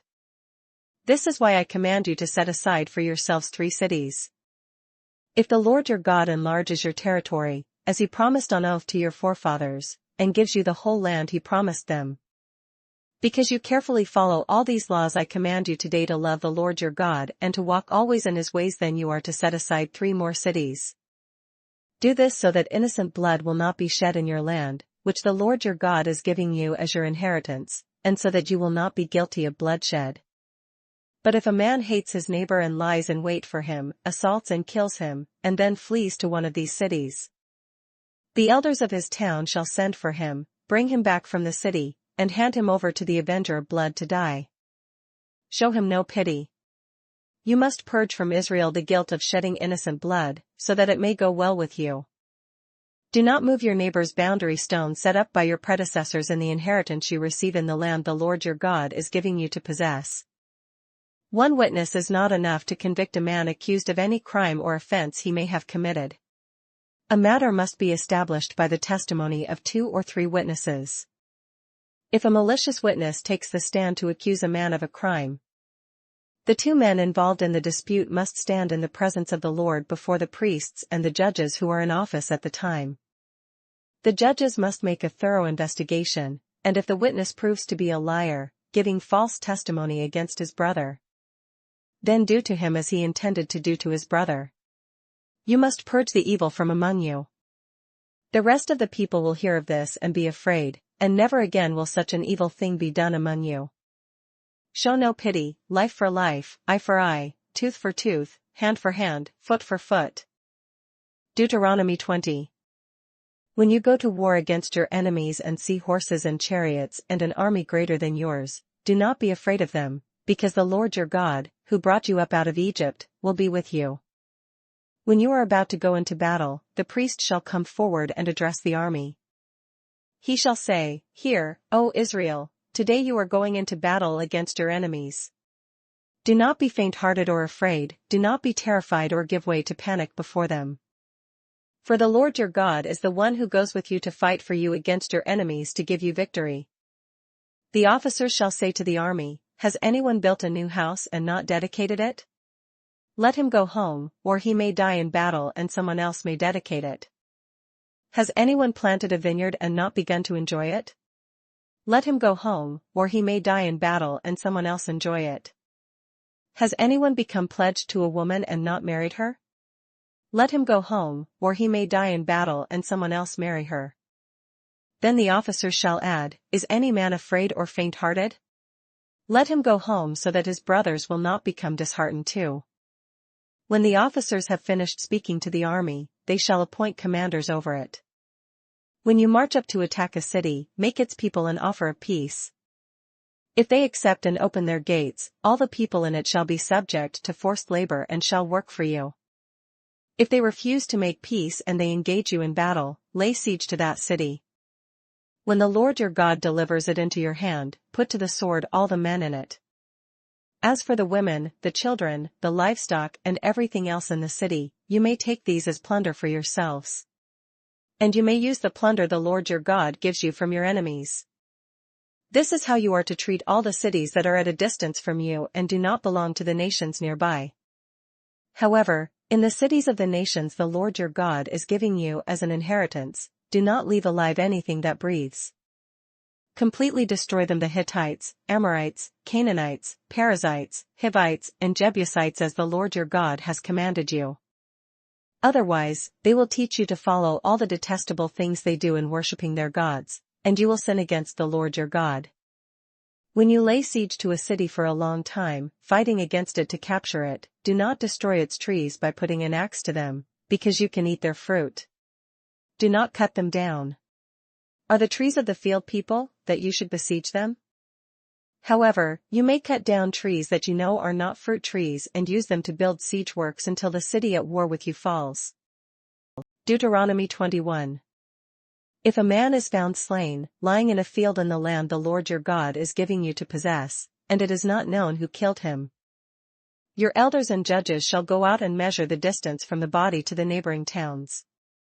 Then the elders of the town nearest the body shall take a heifer that has never been worked and has never worn a yoke, and lead her down to a valley that has not been plowed or planted and where there is a flowing stream. There in the valley they are to break the heifer's neck. The priests, the sons of Levi, shall step forward, for the Lord your God has chosen them to minister and to pronounce blessings in the name of the Lord and to decide all cases of dispute and assault. Then all the elders of the town nearest the body shall wash their hands over the heifer whose neck was broken in the valley. And they shall declare, our hands did not shed this blood, nor did our eyes see it done. Accept this atonement for your people Israel, whom you have redeemed, O Lord, and do not hold your people guilty of the blood of an innocent man. And the bloodshed will be atoned for. So you will purge from yourselves the guilt of shedding innocent blood, since you have done what is right in the eyes of the Lord. When you go to war against your enemies and the Lord your God delivers them into your hands and you take captives. If you notice among the captives a beautiful woman and are attracted to her, you may take her as your wife. Bring her into your home and make her shave her head, trim her nails, and put aside the clothes she was wearing when captured. After she has lived in your house and mourned her father and mother for a full month, then you may go to her and be her husband and she shall be your wife. If you are not pleased with her, let her go wherever she wishes. You must not sell her or treat her as a slave, since you have dishonored her. If a man has 2 wives, and he loves one but not the other, and both bear him sons but the firstborn is the son of the wife he does not love. When he wills his property to his sons, he must not give the rights of the firstborn to the son of the wife he loves in preference to his actual firstborn, the son of the wife he does not love. He must acknowledge the son of his unloved wife as the firstborn by giving him a double share of all he has. That son is the first sign of his father's strength. The right of the firstborn belongs to him. If a man has a stubborn and rebellious son who does not obey his father and mother and will not listen to them when they discipline him, his father and mother shall take hold of him and bring him to the elders at the gate of his town. They shall say to the elders, this son of ours is stubborn and rebellious. He will not obey us. He is a profligate and a drunkard. Then all the men of his town shall stone him to death. You must purge the evil from among you. All Israel will hear of it and be afraid. If a man guilty of a capital offense is put to death and his body is hung on a tree, you must not leave his body on the tree overnight. Be sure to bury him that same day, because anyone who is hung on a tree is under God's curse. You must not desecrate the land the Lord your God is giving you as an inheritance. Deuteronomy 22. If you see your brother's ox or sheep straying, do not ignore it but be sure to take it back to him. If the brother does not live near you or if you do not know who he is, take it home with you and keep it until he comes looking for it. Then give it back to him. Do the same if you find your brother's donkey or his cloak or anything he loses. Do not ignore it. If you see your brother's donkey or his ox fallen on the road, do not ignore it. Help him to get it to its feet. A woman must not wear men's clothing, nor a man wear women's clothing, for the Lord your God detests anyone who does this. If you come across a bird's nest beside the road, either in a tree or on the ground, and the mother is sitting on the young or on the eggs, do not take the mother with the young. You may take the young, but be sure to let the mother go, so that it may go well with you and you may have a long life. When you build a new house, make a parapet around your roof so that you may not bring the guilt of bloodshed on your house if someone falls from the roof. Do not plant two kinds of seed in your vineyard. If you do, not only the crops you plant but also the fruit of the vineyard will be defiled. Do not plow with an ox and a donkey yoked together. Do not wear clothes of wool and linen woven together. Make tassels on the four corners of the cloak you wear. If a man takes a wife and, after lying with her, dislikes her, and slanders her and gives her a bad name, saying, I married this woman, but when I approached her, I did not find proof of her virginity. Then the girl's father and mother shall bring proof that she was a virgin to the town elders at the gate. The girl's father will say to the elders, I gave my daughter in marriage to this man, but he dislikes her. Now he has slandered her and said, I did not find your daughter to be a virgin. But here is the proof of my daughter's virginity. Then her parents shall display the cloth before the elders of the town. And the elders shall take the man and punish him. They shall fine him 100 shekels of silver and give them to the girl's father, because this man has given an Israelite virgin a bad name. She shall continue to be his wife, he must not divorce her as long as he lives. If, however, the charge is true and no proof of the girl's virginity can be found, she shall be brought to the door of her father's house and there the men of her town shall stone her to death. She has done a disgraceful thing in Israel by being promiscuous while still in her father's house. You must purge the evil from among you. If a man is found sleeping with another man's wife, both the man who slept with her and the woman must die. You must purge the evil from Israel. If a man happens to meet in a town a virgin pledged to be married and he sleeps with her, you shall take both of them to the gate of that town and stone them to death, the girl because she was in a town and did not scream for help, and the man because he violated another man's wife.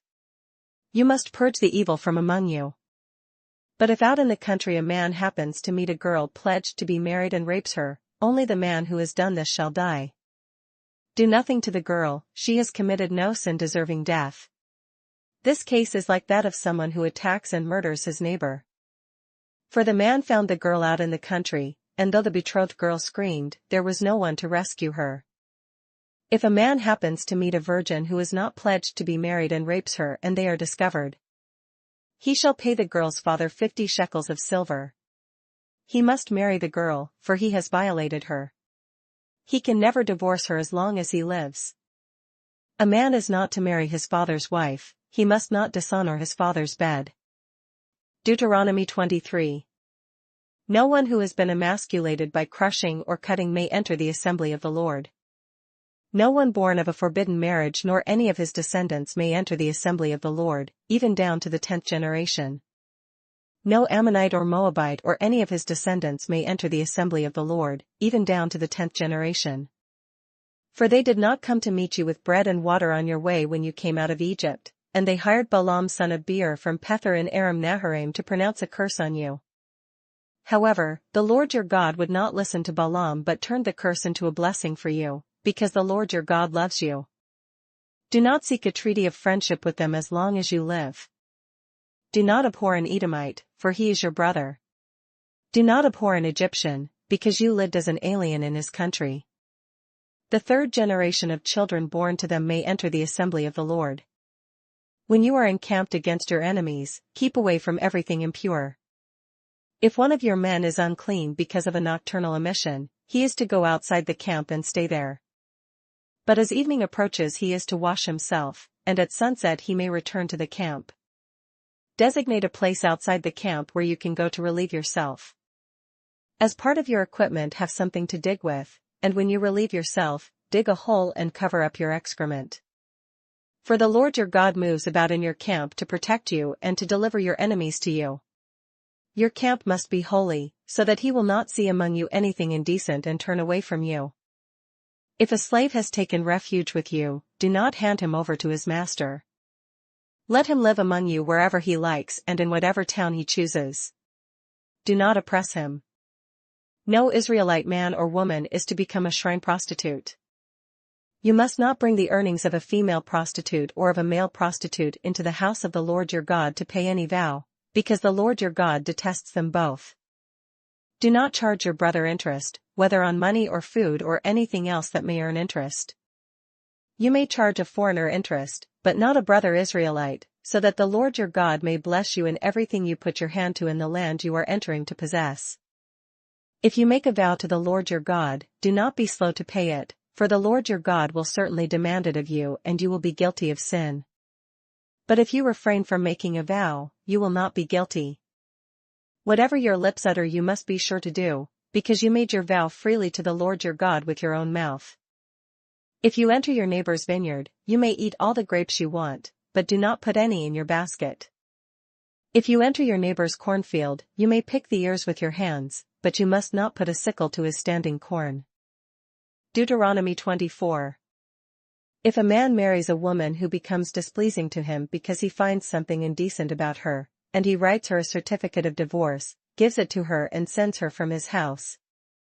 And if after she leaves his house she becomes the wife of another man, and her second husband dislikes her and writes her a certificate of divorce, gives it to her and sends her from his house, or if he dies, then her first husband, who divorced her, is not allowed to marry her again after she has been defiled. That would be detestable in the eyes of the Lord. Do not bring sin upon the land the Lord your God is giving you as an inheritance. If a man has recently married, he must not be sent to war or have any other duty laid on him. For 1 year he is to be free to stay at home and bring happiness to the wife he has married. Do not take a pair of millstones, not even the upper one, as security for a debt, because that would be taking a man's livelihood as security. If a man is caught kidnapping one of his brother Israelites and treats him as a slave or sells him, the kidnapper must die. You must purge the evil from among you.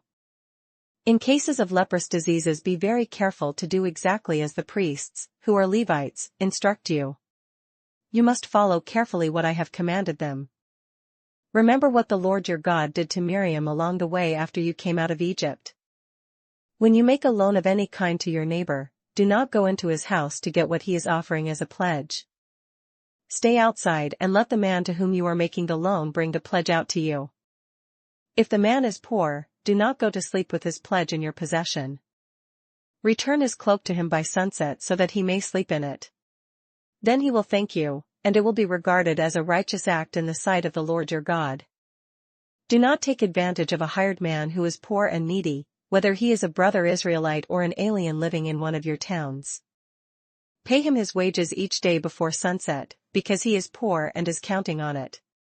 Otherwise he may cry to the Lord against you, and you will be guilty of sin. Fathers shall not be put to death for their children, nor children put to death for their fathers, each is to die for his own sin. Do not deprive the alien or the fatherless of justice, or take the cloak of the widow as a pledge. Remember that you were slaves in Egypt and the Lord your God redeemed you from there. That is why I command you to do this. When you are harvesting in your field and you overlook a sheaf, do not go back to get it.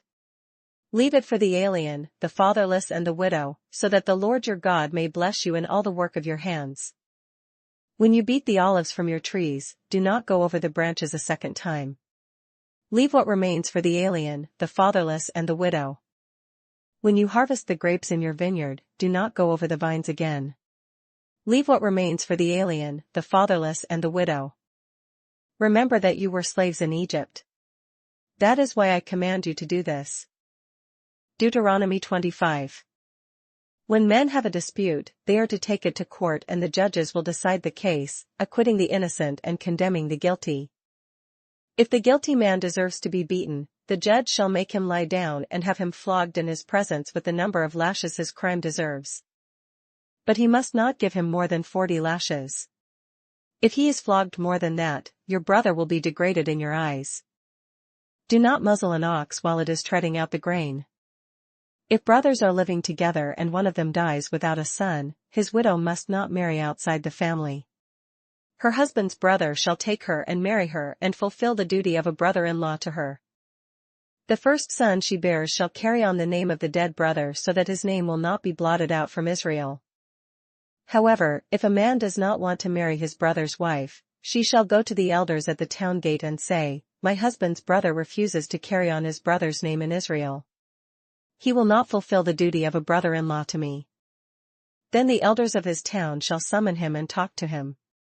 If he persists in saying, "I do not want to marry her," his brother's widow shall go up to him in the presence of the elders, take off one of his sandals, spit in his face and say, "This is what is done to the man who will not build up his brother's family line." That man's line shall be known in Israel as the family of the unsandaled.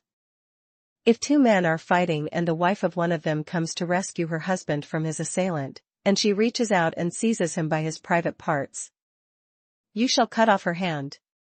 Show her no pity. Do not have two differing weights in your bag, one heavy, one light. Do not have two differing measures in your house, one large, one small.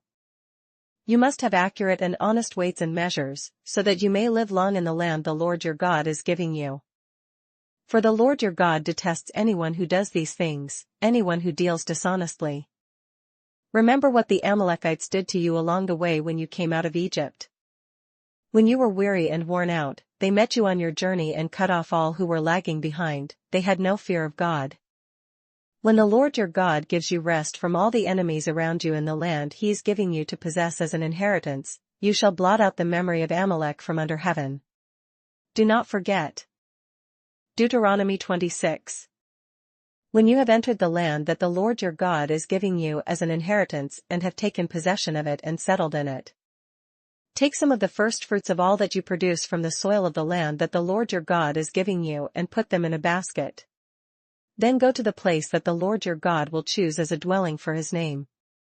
And say to the priest in office at the time, "I declare today to the Lord your God that I have come to the land that the Lord swore to our forefathers to give us." The priest shall take the basket from your hands and set it down in front of the altar of the Lord your God. Then you shall declare before the Lord your God, "My father was a wandering Aramean, and he went down into Egypt with a few people and lived there and became a great nation, powerful and numerous. But the Egyptians ill-treated us and made us suffer, putting us to hard labor. Then we cried out to the Lord, the God of our fathers, and the Lord heard our voice and saw our misery, toil and oppression. So the Lord brought us out of Egypt with a mighty hand and an outstretched arm, with great terror and with miraculous signs and wonders. He brought us to this place and gave us this land, a land flowing with milk and honey. And now I bring the first fruits of the soil that you, O Lord, have given me. Place the basket before the Lord your God and bow down before him. And you and the Levites and the aliens among you shall rejoice in all the good things the Lord your God has given to you and your household. When you have finished setting aside a tenth of all your produce in the third year, the year of the tithe, you shall give it to the Levite, the alien, the fatherless and the widow, so that they may eat in your towns and be satisfied. Then say to the Lord your God, "I have removed from my house the sacred portion and have given it to the Levite, the alien, the fatherless and the widow, according to all you commanded. I have not turned aside from your commands nor have I forgotten any of them. I have not eaten any of the sacred portion while I was in mourning, nor have I removed any of it while I was unclean, nor have I offered any of it to the dead. I have obeyed the Lord my God, I have done everything you commanded me. Look down from heaven, your holy dwelling place, and bless your people Israel and the land you have given us as you promised on oath to our forefathers, a land flowing with milk and honey. The Lord your God commands you this day to follow these decrees and laws, carefully observe them with all your heart and with all your soul. You have declared this day that the Lord is your God and that you will walk in his ways, that you will keep his decrees, commands and laws, and that you will obey him. And the Lord has declared this day that you are his people, his treasured possession as he promised, and that you are to keep all his commands.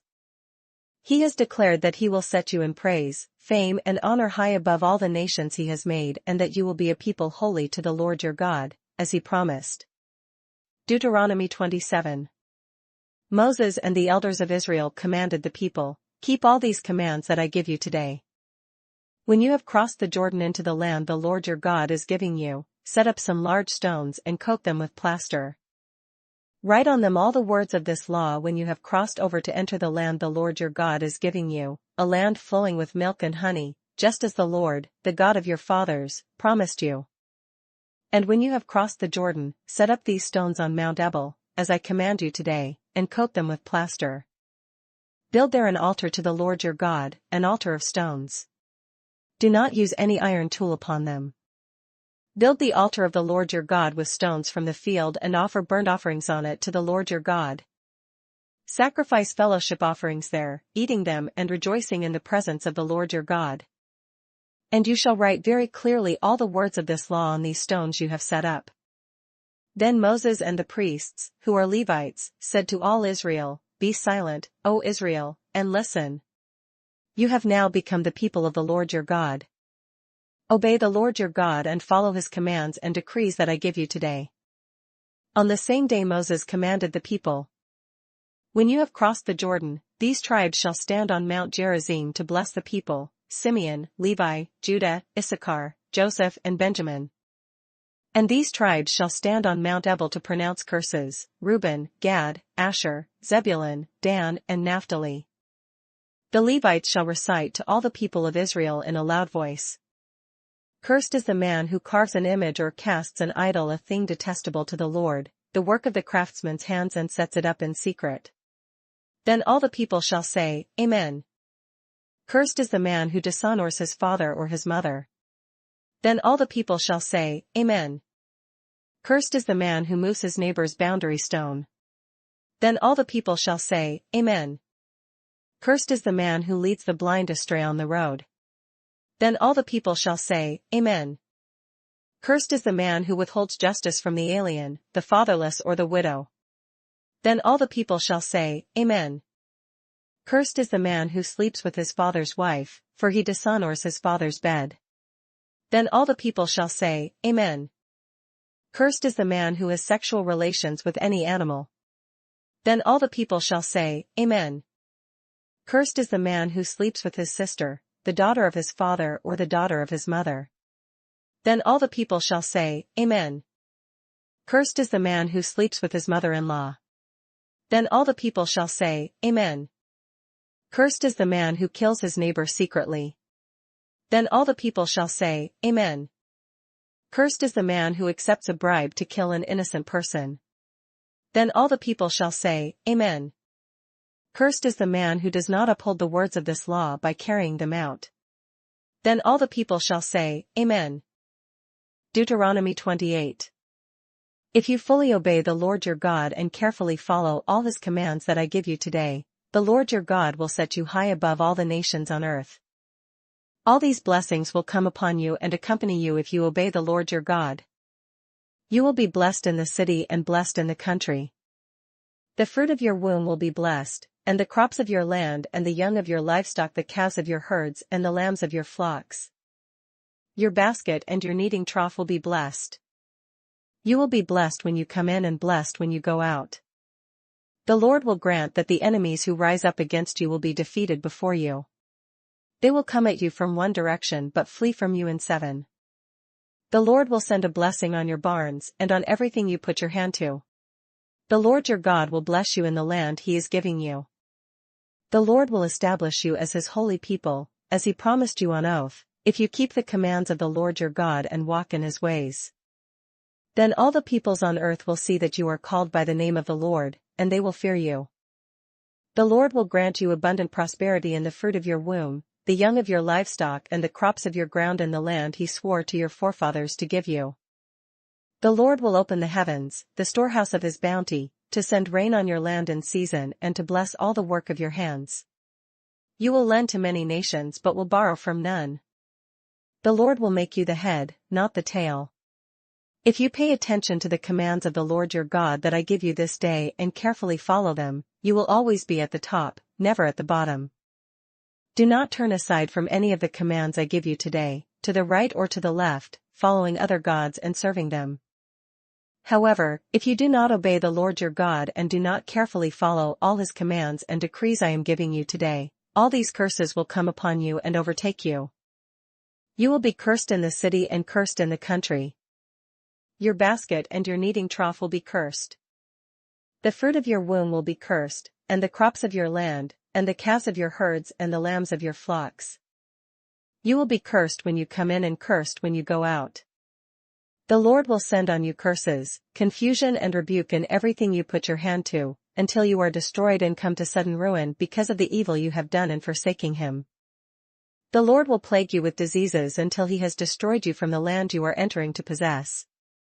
The Lord will strike you with wasting disease, with fever and inflammation, with scorching heat and drought, with blight and mildew, which will plague you until you perish. The sky over your head will be bronze, the ground beneath you iron. The Lord will turn the rain of your country into dust and powder, it will come down from the skies until you are destroyed. The Lord will cause you to be defeated before your enemies. You will come at them from one direction but flee from them in seven, and you will become a thing of horror to all the kingdoms on earth. Your carcasses will be food for all the birds of the air and the beasts of the earth, and there will be no one to frighten them away. The Lord will afflict you with the boils of Egypt and with tumors, festering sores, and the itch, from which you cannot be cured. The Lord will afflict you with madness, blindness, and confusion of mind. At midday you will grope about like a blind man in the dark. You will be unsuccessful in everything you do, day after day you will be oppressed and robbed, with no one to rescue you. You will be pledged to be married to a woman, but another will take her and ravish her. You will build a house, but you will not live in it. You will plant a vineyard, but you will not even begin to enjoy its fruit. Your ox will be slaughtered before your eyes, but you will eat none of it. Your donkey will be forcibly taken from you and will not be returned. Your sheep will be given to your enemies, and no one will rescue them.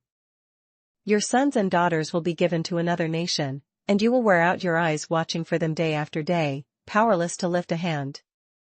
A people that you do not know will eat what your land and labor produce, and you will have nothing but cruel oppression all your days. The sights you see will drive you mad. The Lord will afflict your knees and legs with painful boils that cannot be cured, spreading from the soles of your feet to the top of your head. The Lord will drive you and the king you set over you to a nation unknown to you or your fathers. There you will worship other gods, gods of wood and stone. You will become a thing of horror and an object of scorn and ridicule to all the nations where the Lord will drive you. You will sow much seed in the field but you will harvest little, because locusts will devour it.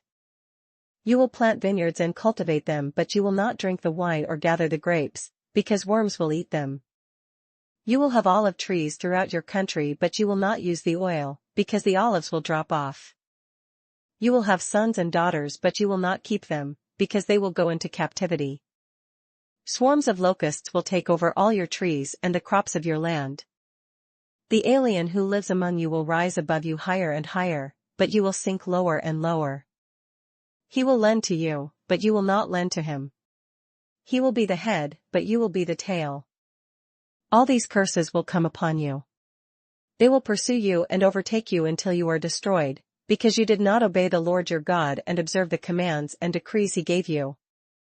They will be a sign and a wonder to you and your descendants forever. Because you did not serve the Lord your God joyfully and gladly in the time of prosperity. Therefore in hunger and thirst, in nakedness and dire poverty, you will serve the enemies the Lord sends against you. He will put an iron yoke on your neck until he has destroyed you. The Lord will bring a nation against you from far away, from the ends of the earth, like an eagle swooping down, a nation whose language you will not understand. A fierce-looking nation without respect for the old or pity for the young. They will devour the young of your livestock and the crops of your land until you are destroyed. They will leave you no grain, new wine or oil, nor any calves of your herds or lambs of your flocks until you are ruined. They will lay siege to all the cities throughout your land until the high fortified walls in which you trust fall down. They will besiege all the cities throughout the land the Lord your God is giving you. Because of the suffering that your enemy will inflict on you during the siege, you will eat the fruit of the womb, the flesh of the sons and daughters the Lord your God has given you. Even the most gentle and sensitive man among you will have no compassion on his own brother or the wife he loves or his surviving children. And he will not give to one of them any of the flesh of his children that he is eating. It will be all he has left because of the suffering that your enemy will inflict on you during the siege of all your cities. The most gentle and sensitive woman among you, so sensitive and gentle that she would not venture to touch the ground with the sole of her foot, will begrudge the husband she loves and her own son or daughter, the afterbirth from her womb and the children she bears. For she intends to eat them secretly during the siege and in the distress that your enemy will inflict on you in your cities.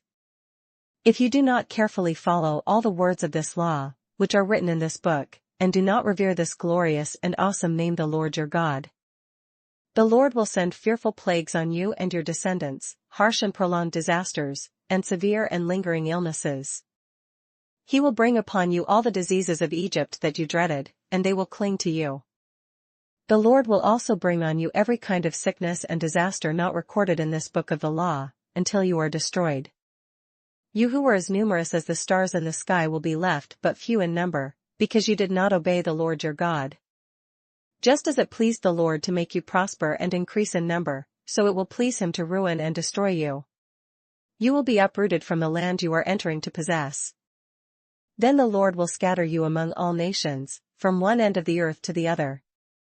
There you will worship other gods, gods of wood and stone, which neither you nor your fathers have known.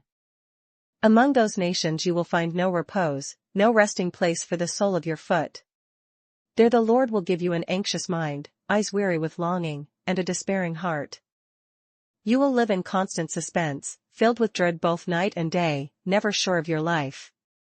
In the morning you will say, if only it were evening, and in the evening, if only it were morning.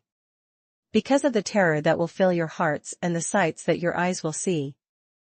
The Lord will send you back in ships to Egypt on a journey I said you should never make again. There you will offer yourselves for sale to your enemies as male and female slaves, but no one will buy you. Deuteronomy 29. These are the terms of the covenant the Lord commanded Moses to make with the Israelites in Moab, in addition to the covenant he had made with them at Horeb.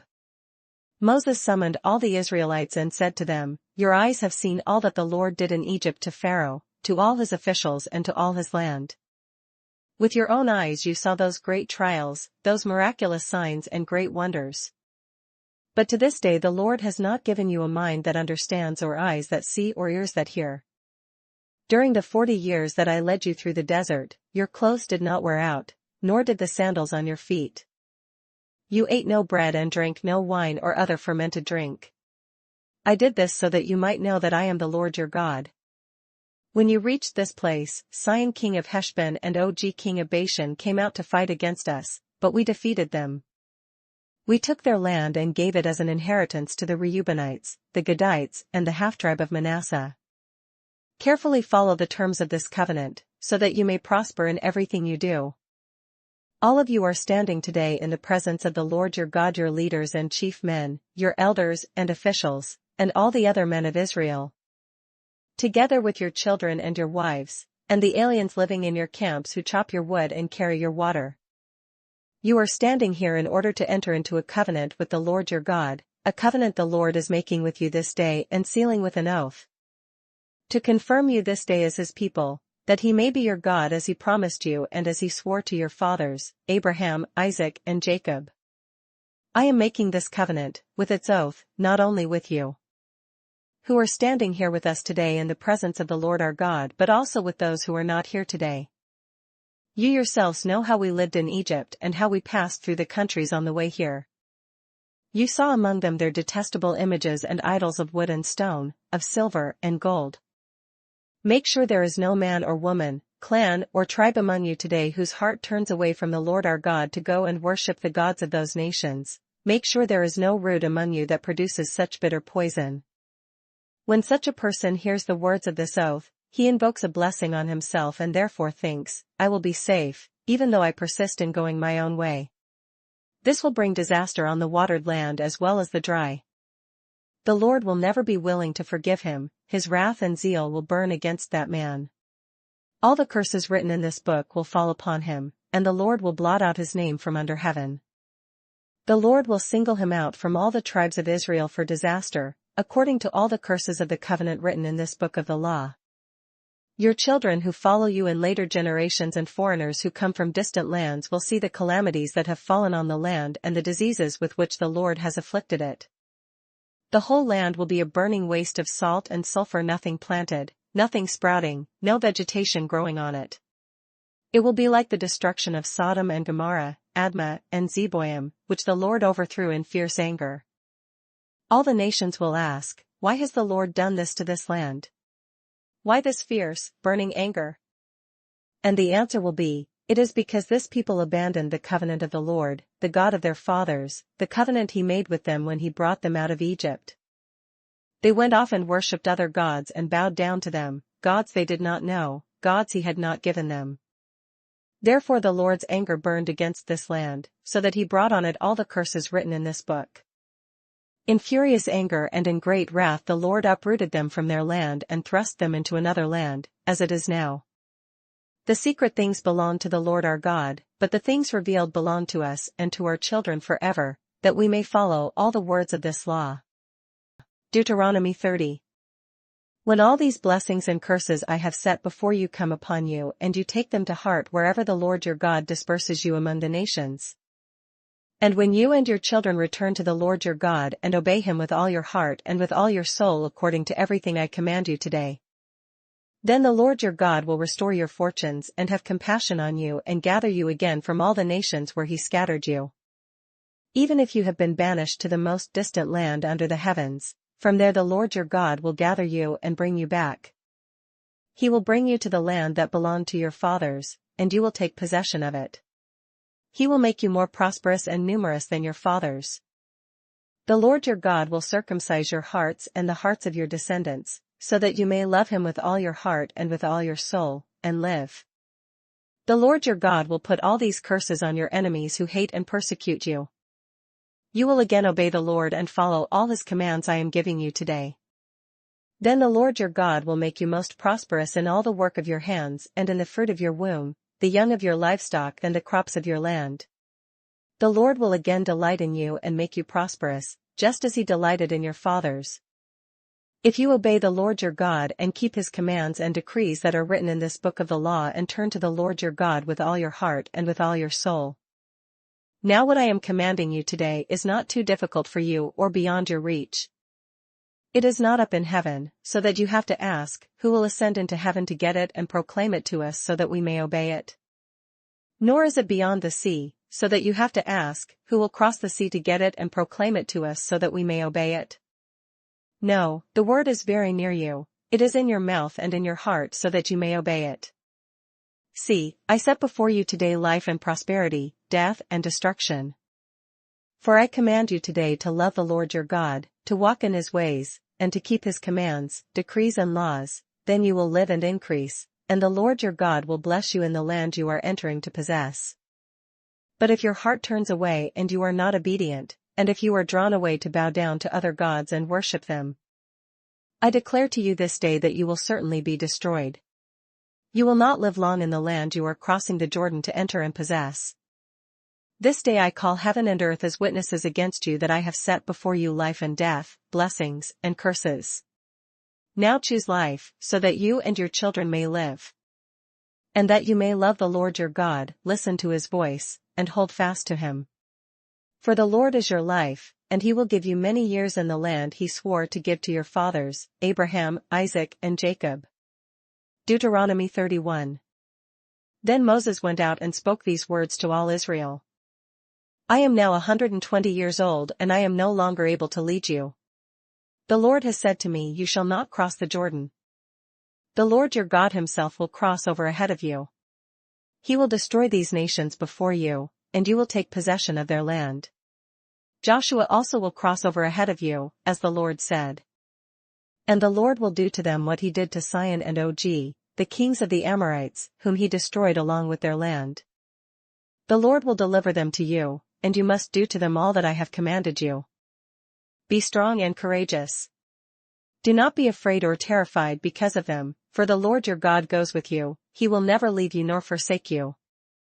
Then Moses summoned Joshua and said to him in the presence of all Israel, "Be strong and courageous, for you must go with this people into the land that the Lord swore to their forefathers to give them, and you must divide it among them as their inheritance. The Lord himself goes before you and will be with you, he will never leave you nor forsake you. Do not be afraid, do not be discouraged." So Moses wrote down this law and gave it to the priests, the sons of Levi, who carried the ark of the covenant of the Lord, and to all the elders of Israel. Then Moses commanded them, at the end of every 7 years, in the year for canceling debts, during the Feast of Tabernacles. When all Israel comes to appear before the Lord your God at the place he will choose, you shall read this law before them in their hearing. Assemble the people, men, women, and children, and the aliens living in your towns, so that they can listen and learn to fear the Lord your God and follow carefully all the words of this law. Their children, who do not know this law, must hear it and learn to fear the Lord your God as long as you live in the land you are crossing the Jordan to possess. The Lord said to Moses, "Now the day of your death is near. Call Joshua and present yourselves at the tent of meeting, where I will commission him." So Moses and Joshua came and presented themselves at the tent of meeting. Then the Lord appeared at the tent in a pillar of cloud, and the cloud stood over the entrance to the tent.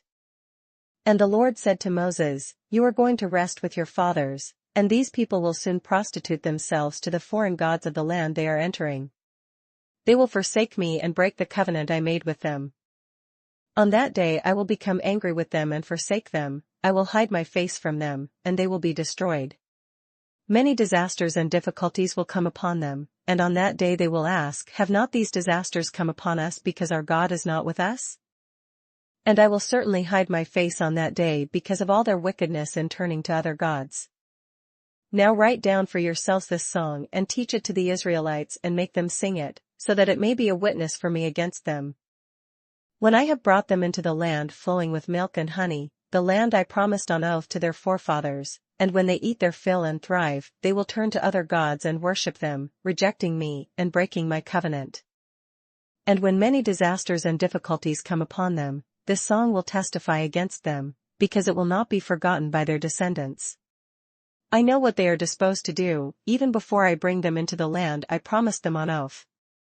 So Moses wrote down this song that day and taught it to the Israelites. The Lord gave this command to Joshua son of Nun, "Be strong and courageous, for you will bring the Israelites into the land I promised them on oath, and I myself will be with you." After Moses finished writing in a book the words of this law from beginning to end, he gave this command to the Levites who carried the ark of the covenant of the Lord. "Take this book of the law and place it beside the ark of the covenant of the Lord your God. There it will remain as a witness against you. For I know how rebellious and stiff-necked you are. If you have been rebellious against the Lord while I am still alive and with you, how much more will you rebel after I die? Assemble before me all the elders of your tribes and all your officials, so that I can speak these words in their hearing and call heaven and earth to testify against them. For I know that after my death you are sure to become utterly corrupt and to turn from the way I have commanded you. In days to come, disaster will fall upon you because you will do evil in the sight of the Lord and provoke him to anger by what your hands have made." And Moses recited the words of this song from beginning to end in the hearing of the whole assembly of Israel. Deuteronomy 32. Listen, O heavens, and I will speak, hear, O earth, the words of my mouth. Let my teaching fall like rain and my words descend like dew, like showers on new grass, like abundant rain on tender plants. I will proclaim the name of the Lord. Oh, praise the greatness of our God. He is the rock, his works are perfect, and all his ways are just. A faithful God who does no wrong, upright and just as he. They have acted corruptly towards him, to their shame they are no longer his children, but a warped and crooked generation. Is this the way you repay the Lord, O foolish and unwise people? Is he not your Father, your Creator, who made you and formed you? Remember the days of old, consider the generations long past. Ask your father and he will tell you, your elders, and they will explain to you. When the Most High gave the nations their inheritance, when he divided all mankind, he set up boundaries for the peoples according to the number of the sons of Israel.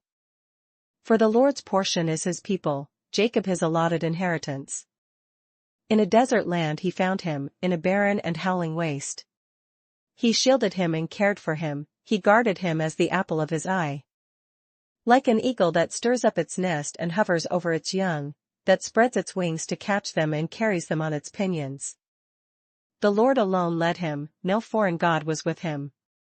He made him ride on the heights of the land and fed him with the fruit of the fields. He nourished him with honey from the rock, and with oil from the flinty crag. With curds and milk from herd and flock, and with fattened lambs and goats, with choice rams of Bashan and the finest grains of wheat.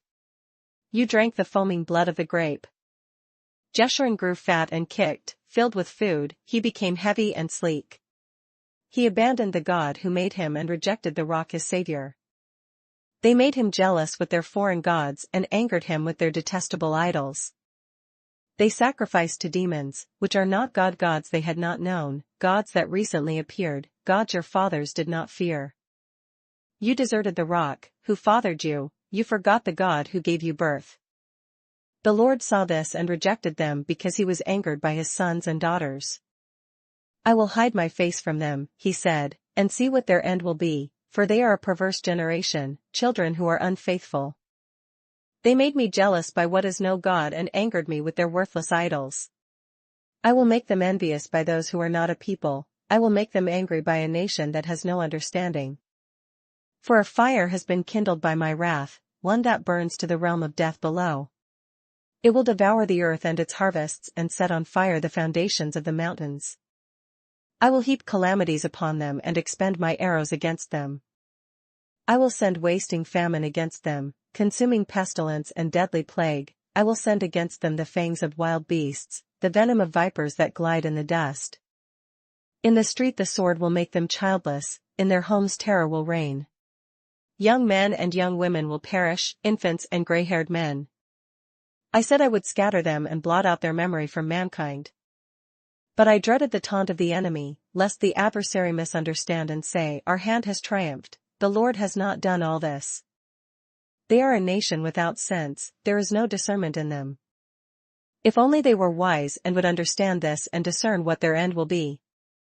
How could one man chase 1,000, or two put 10,000 to flight, unless their rock had sold them, unless the Lord had given them up? For their rock is not like our rock, as even our enemies concede. Their vine comes from the vine of Sodom and from the fields of Gomorrah. Their grapes are filled with poison, and their clusters with bitterness. Their wine is the venom of serpents, the deadly poison of cobras. Have I not kept this in reserve and sealed it in my vaults? It is mine to avenge, I will repay. In due time their foot will slip, their day of disaster is near and their doom rushes upon them. The Lord will judge his people and have compassion on his servants when he sees their strength is gone and no one is left, slave or free. He will say, now where are their gods, the rock they took refuge in? The gods who ate the fat of their sacrifices and drank the wine of their drink offerings? Let them rise up to help you. Let them give you shelter. See now that I myself am he. There is no God besides me. I put to death and I bring to life, I have wounded and I will heal, and no one can deliver out of my hand. I lift my hand to heaven and declare, as surely as I live forever. When I sharpen my flashing sword and my hand grasps it in judgment, I will take vengeance on my adversaries and repay those who hate me. I will make my arrows drunk with blood, while my sword devours flesh, the blood of the slain and the captives, the heads of the enemy leaders.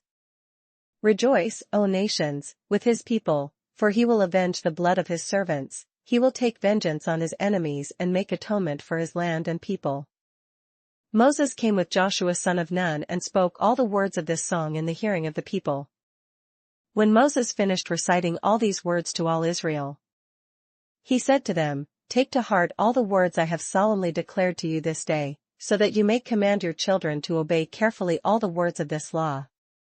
They are not just idle words for you, they are your life. By them you will live long in the land you are crossing the Jordan to possess. On that same day the Lord told Moses, go up into the Abiram range to Mount Nebo in Moab, across from Jericho, and view Canaan, the land I am giving the Israelites as their own possession. There on the mountain that you have climbed you will die and be gathered to your people, just as your brother Aaron died on Mount Hor and was gathered to his people.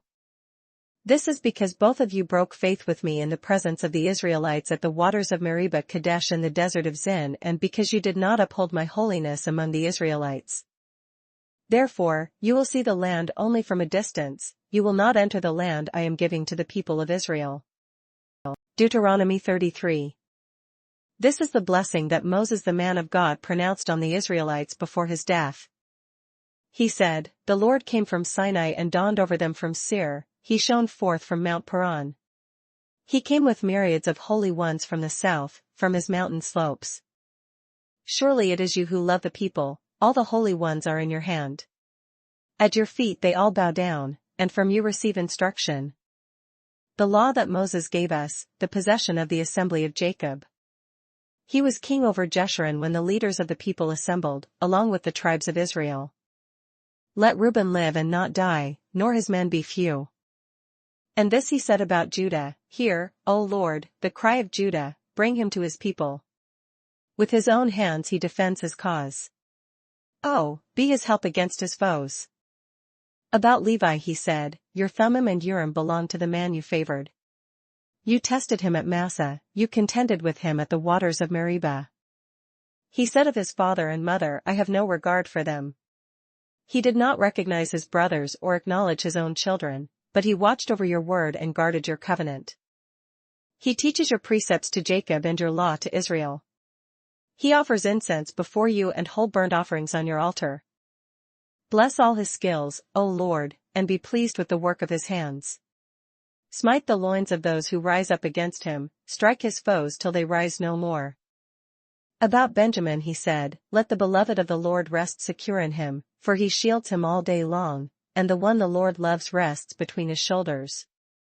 About Joseph he said, "May the Lord bless his land with the precious dew from heaven above and with the deep waters that lie below. With the best the sun brings forth and the finest the moon can yield. With the choicest gifts of the ancient mountains and the fruitfulness of the everlasting hills. With the best gifts of the earth and its fullness and the favor of him who dwelt in the burning bush. Let all these rest on the head of Joseph, on the brow of the prince among his brothers. In majesty he is like a firstborn bull, his horns are the horns of a wild ox. With them he will gore the nations, even those at the ends of the earth. Such are the 10,000s of Ephraim, such are the thousands of Manasseh."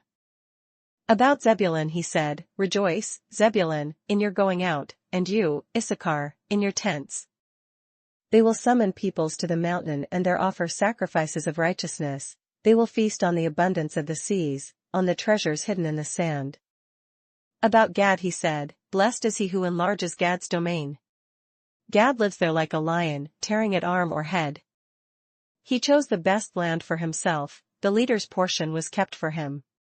When the heads of the people assembled, he carried out the Lord's righteous will, and his judgments concerning Israel."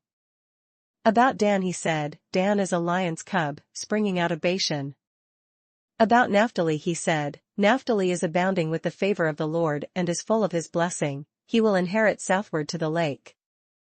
About Asher he said, "Most blessed of sons is Asher, let him be favored by his brothers, and let him bathe his feet in oil.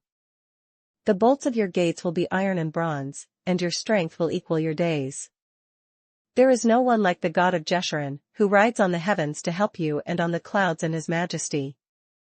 The eternal God is your refuge, and underneath are the everlasting arms. He will drive out your enemy before you, saying, Destroy him. So Israel will live in safety alone, Jacob's spring is secure in a land of grain and new wine, where the heavens drop dew. Blessed are you, O Israel! Who is like you, a people saved by the Lord? He is your shield and helper and your glorious sword. Your enemies will cower before you, and you will trample down their high places. Deuteronomy 34. Then Moses climbed Mount Nebo from the plains of Moab to the top of Pisgah, across from Jericho. There the Lord showed him the whole land from Gilead to Dan. All of Naphtali, the territory of Ephraim and Manasseh, all the land of Judah as far as the western sea. The Negev and the whole region from the valley of Jericho, the city of palms, as far as Zor. Then the Lord said to him, "This is the land I promised on oath to Abraham, Isaac, and Jacob when I said, I will give it to your descendants. I have let you see it with your eyes, but you will not cross over into it." And Moses the servant of the Lord died there in Moab, as the Lord had said. He buried him in Moab, in the valley opposite Beth Peor, but to this day no one knows where his grave is. Moses was 120 years old when he died, yet his eyes were not weak nor his strength gone. The Israelites grieved for Moses in the plains of Moab 30 days, until the time of weeping and mourning was over. Now Joshua son of Nun was filled with the spirit of wisdom because Moses had laid his hands on him. So the Israelites listened to him and did what the Lord had commanded Moses.